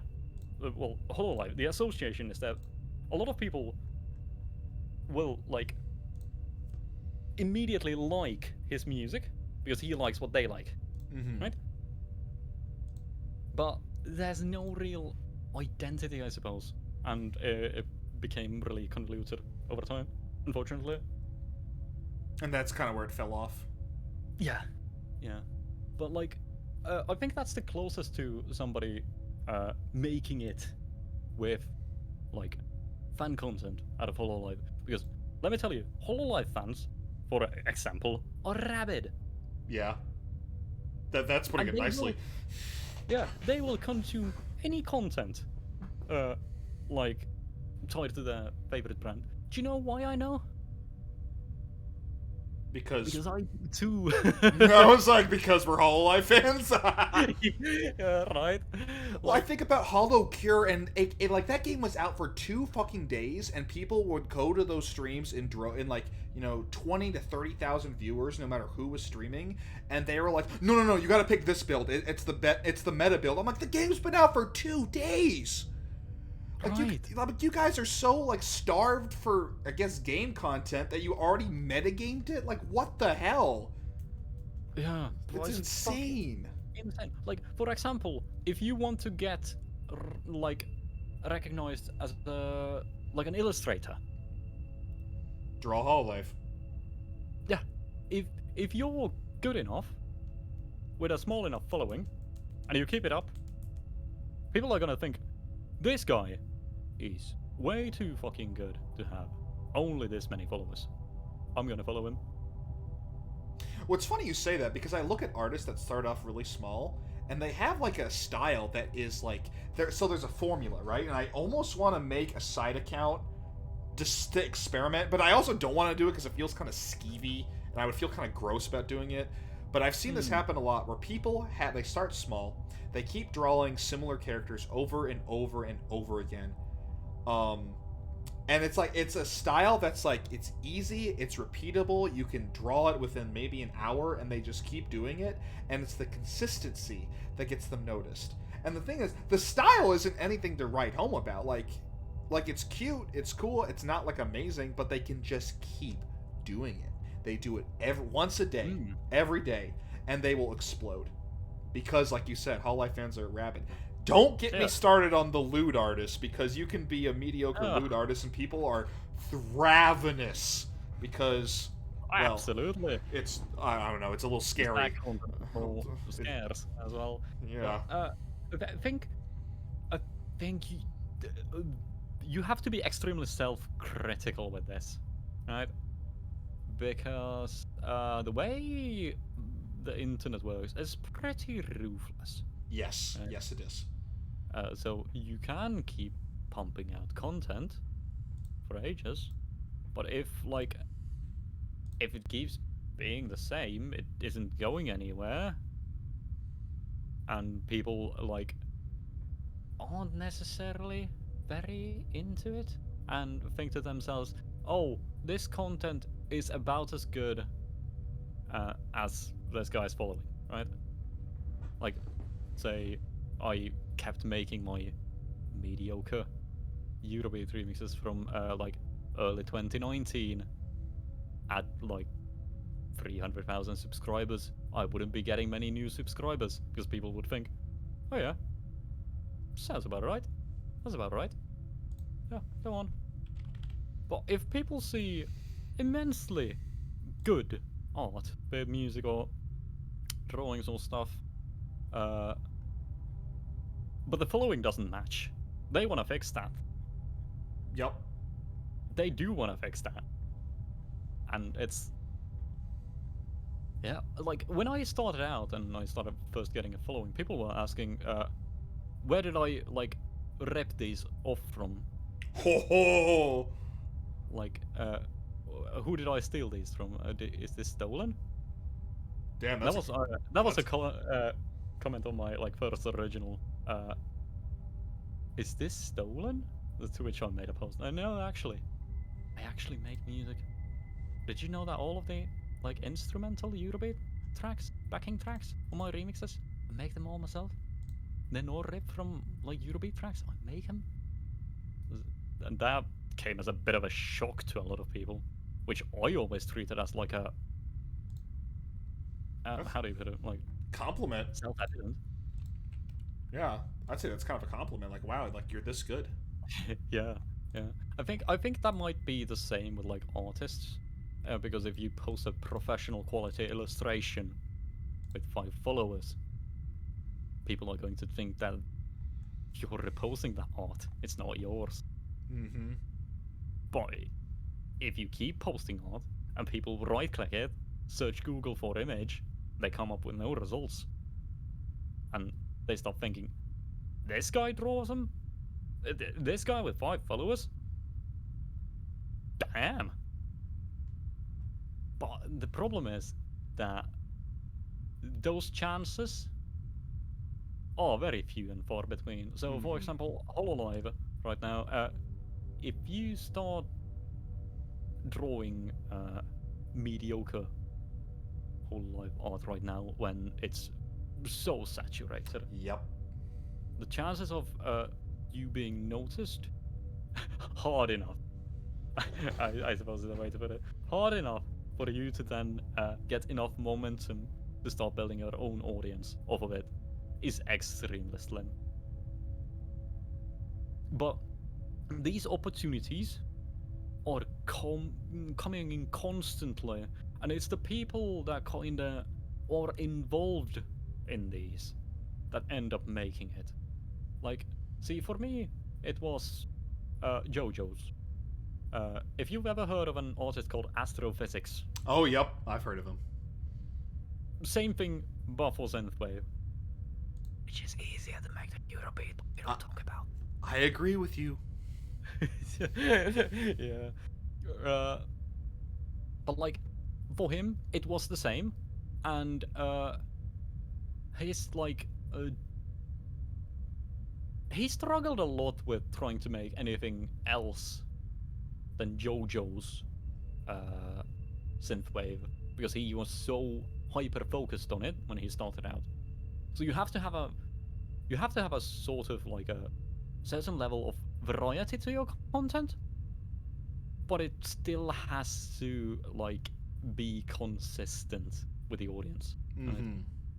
So say I make a JoJo's Eurobeat remix, I can't then go and make a complex thrill track of my like completely my own.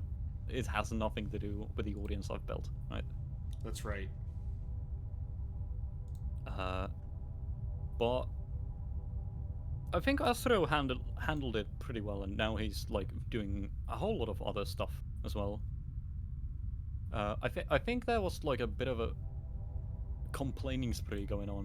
Why is my original music getting the same attention as my remixes? It's frustrating and that sort of thing, and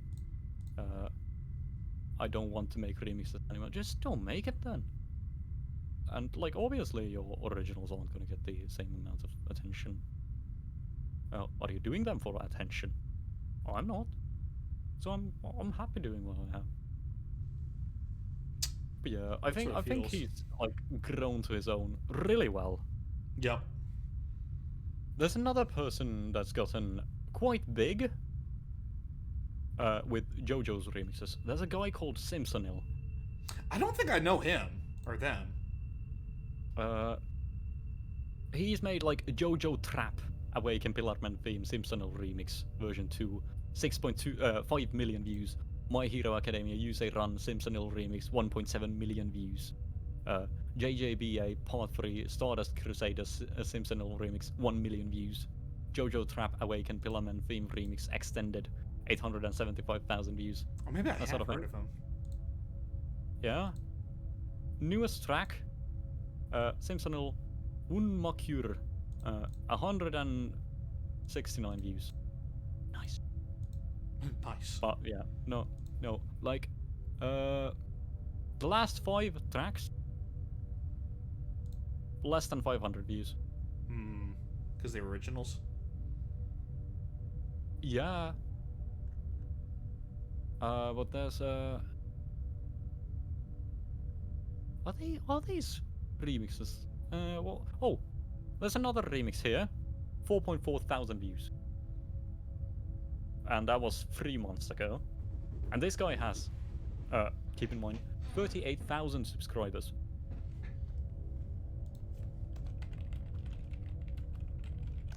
So trying to like move on and expand your like horizons is extremely difficult, and I don't think many people like even start thinking about that until it's too late. So with content creation, you have to be extremely careful so you don't throw it all away.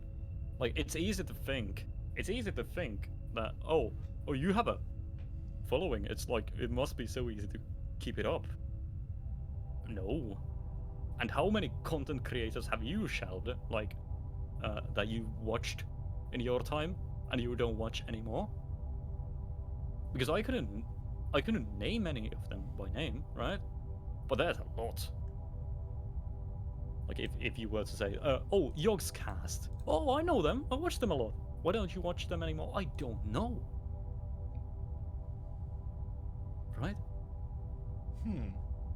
So there might be a lot of people who heard like Simpson's remixes. Oh, why aren't you interested in his new remixes? I don't know. But I just haven't thought about the guy. It's just So, kind of like, fallen off. Yeah. So like the meta game you have to play to keep yourself afloat is insane.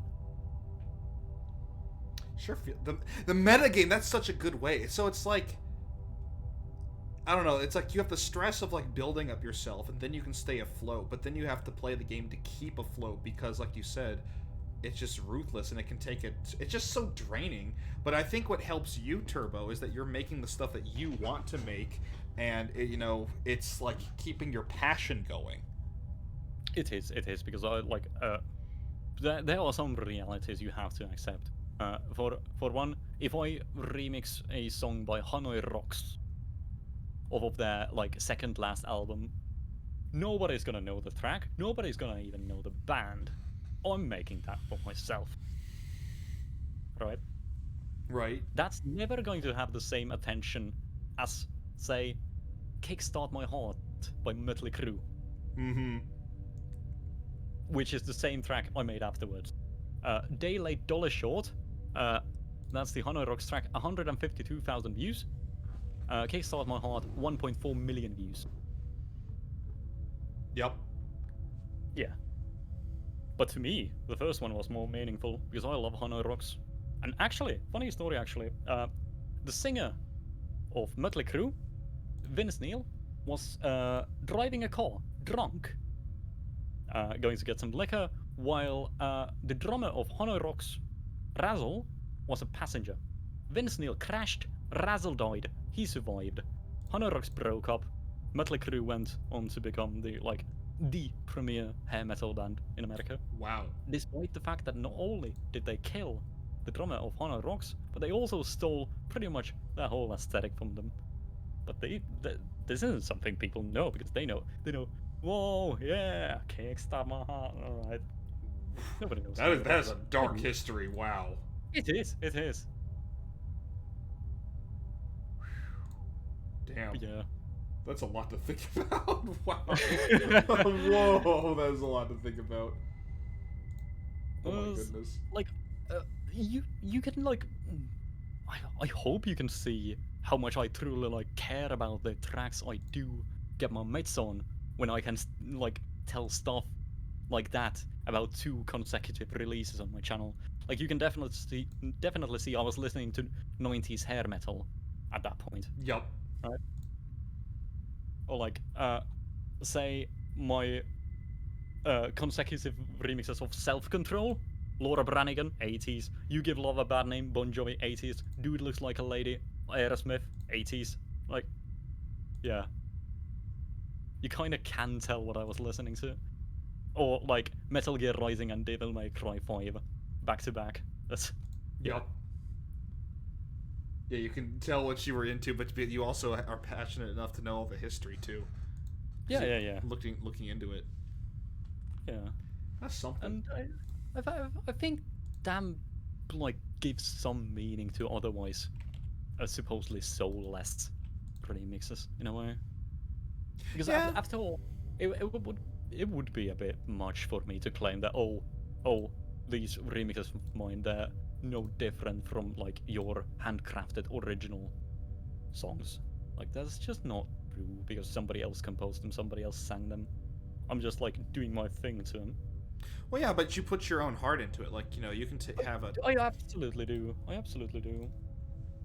I look at someone like he's a hardstyle remixer, which is Epsilon, peer friend of mine, and he does a lot of hardstyle remixes of, a lot of VTuber stuff. But I remember he did a contest for something, and you could tell that it was him because he's got his, his style very, very specific. How he does his kick drums, how he does his breakdowns, how he fuses metal and hardstyle together.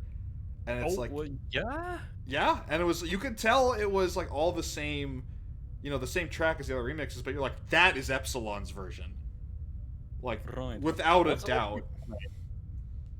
Was it just Epsilon? I think let me find him on Twitter. Also, I'll be right back. Epsilon Remixes is what he goes by. Let me see what he goes by on YouTube, because I think he's the first other channel I have linked down here. Project Epsilon on YouTube, yeah.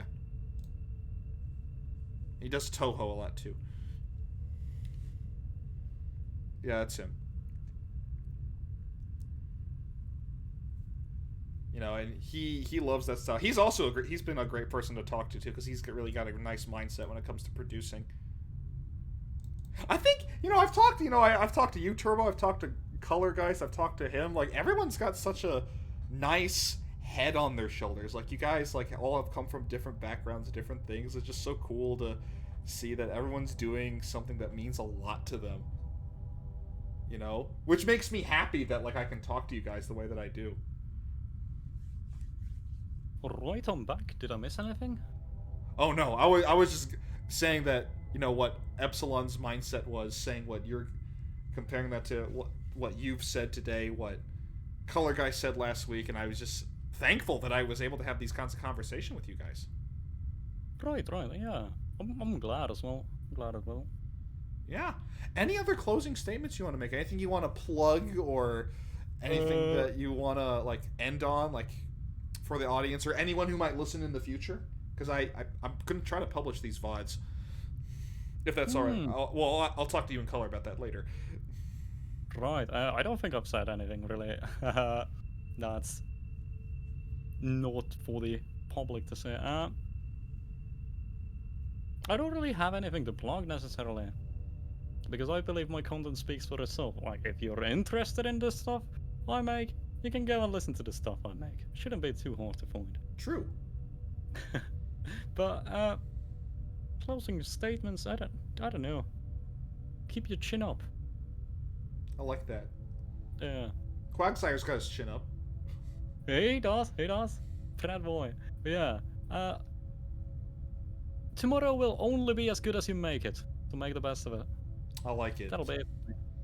Keep living for tomorrow. I think that's a big thing, just the drive and stuff that comes up for it. Sometimes his chin goes really high, that's true. I've seen those videos. Acquire desire. I like that. Okay, no. Well, Turbo, I very much appreciate today. This was a wonderful stream that we came up with in less than a week, so I appreciate sure. all the insight. Like I said, my pleasure. You're always welcome back too. I always invite anyone back whenever they want for whatever they want. Let's see. I'm trying to think of the next time. What do you know the next time you're streaming? Zero idea. I'm gonna be out of town for the next weekend, and I have a deadline for the track I'll start working on after this stream, on the weekend after that. So I probably won't stream, uh, like in between that. So I don't know. I'll probably stream on my birthday, which is gonna be August 4th at the Oh, very okay. least. But other than that, not really. Nor do I know if there's gonna be any releases before that. That's just how it's gonna be. We'll find out. But rest assured, I'm not wanking alone in a dark room by myself. I'm making music. I believe it. I believe it. That's you see. Now we know what goes on behind the scenes. So I think the next stream I have is if I get home early enough, because I work early tomorrow, and then I'm doing 4th of July thing with my family because they live pretty close. But if I'm home early enough, maybe we'll do a quick producing stream for the Animal Crossing thing. ooh, what you gonna make? Or is it like a? Oh, so since last November, I've been doing a challenge where I run a RNG for a time slot, and then I make a like Animal Crossing-ish track with my own flair on it within 2 hours. And then Ooh. I'm gonna do like pretty close to 24 tracks on it, and then I'm gonna release it when it's done. And now that I'm like, wait, this project's actually really fun. I've been doing it like 3 or 4 times a month, and then I'm gonna go back and fix it all up. So it sounds Dude, good. I think that would be like a pretty cool like thing to put out, like as an album or like something. Yeah. Like, do you upload to Spotify or something? I have my own BGMs uploaded to Spotify, but since a lot of the stuff I do, like, obviously I can't upload any VTuber BGMs, which is a lot of what I'm known for, to Spotify. Right. Like, yeah, I know. Cover made that very clear in the agreement I signed with them. I cannot do that, which makes total sense to me. They're like, put it on YouTube, don't upload it to a streaming site. Right, And yeah. everyone else's commercial use, like even the indies I do BGMs for have commercial use because that's part of what they pay Yeah, for. Actually, so I think I can spoil a little. The upcoming original tracks, they are going to be for a video game. Oh. I made it very clear to them that I'm like keeping like the rights, so I can put that stuff on the Spotify. Oh, a video game. Shit. Yeah. Okay. That's coming out. That's coming out. Oh, that's gonna be good. Either way. Is it a racing game? No, I'm not gonna. Yes. Yo, poggers. Okay, cool. Yeah. But you didn't hear that from me. Okay. Anyway. Well, I'll act very surprised when I see it. Oh, yeah. Wow, August never saw this coming. Oh, crazy. That is not what I predicted at all. Okay, that's awesome. Yeah, no. So that's a story for another day. Making that, oof.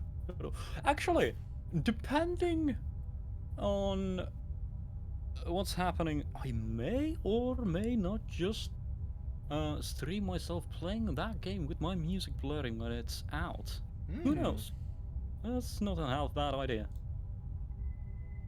That'd be something. That'd be a great stream idea. Cool. There you go, guys. You heard Turbo. Get ready for that. Yeah. Get ready for that. Yeah, cool. Best music I've ever made as well. Oh, you love to hear that. That's the best thing ever. All right, I'm gonna start prepping dinner. Turbo, it was my pleasure. You're always welcome back. No, pleasure is all mine. I'm gonna thank each and every single one of you in the chat for joining us on this lovely episode of Mental Health Magic with TurboA! Exclamation mark. True. No, really, and we've gotten a lot of new followers. So we have TechSnap, Mr. Boredom, Froxy, Hey I'm Robbie, Rumkey, Dev, Fang. Thank you all for following. I don't normally. Those are all my friends. Wow! Well, great welcome. My name's Ark. My introduction is by day I'm a mental health clinician. By night I'm a streamer and musician. As you can see, I'm a purple magician. Yeah, that's the most bars you're gonna get out of me. Yeah, I'm just a blue blob. I make tunes. I like it. Yeah. Anyone who puts their passion to it can make tunes no matter what color they are, whether it be blue or purple. So true. Yeah. All right. I think we're gonna go with that. All right, so thank you guys so much. We'll see you soon. I'm looking forward to Turbo's next releases, and I'm gonna hit end stream. Big love. Mwah. Mwah.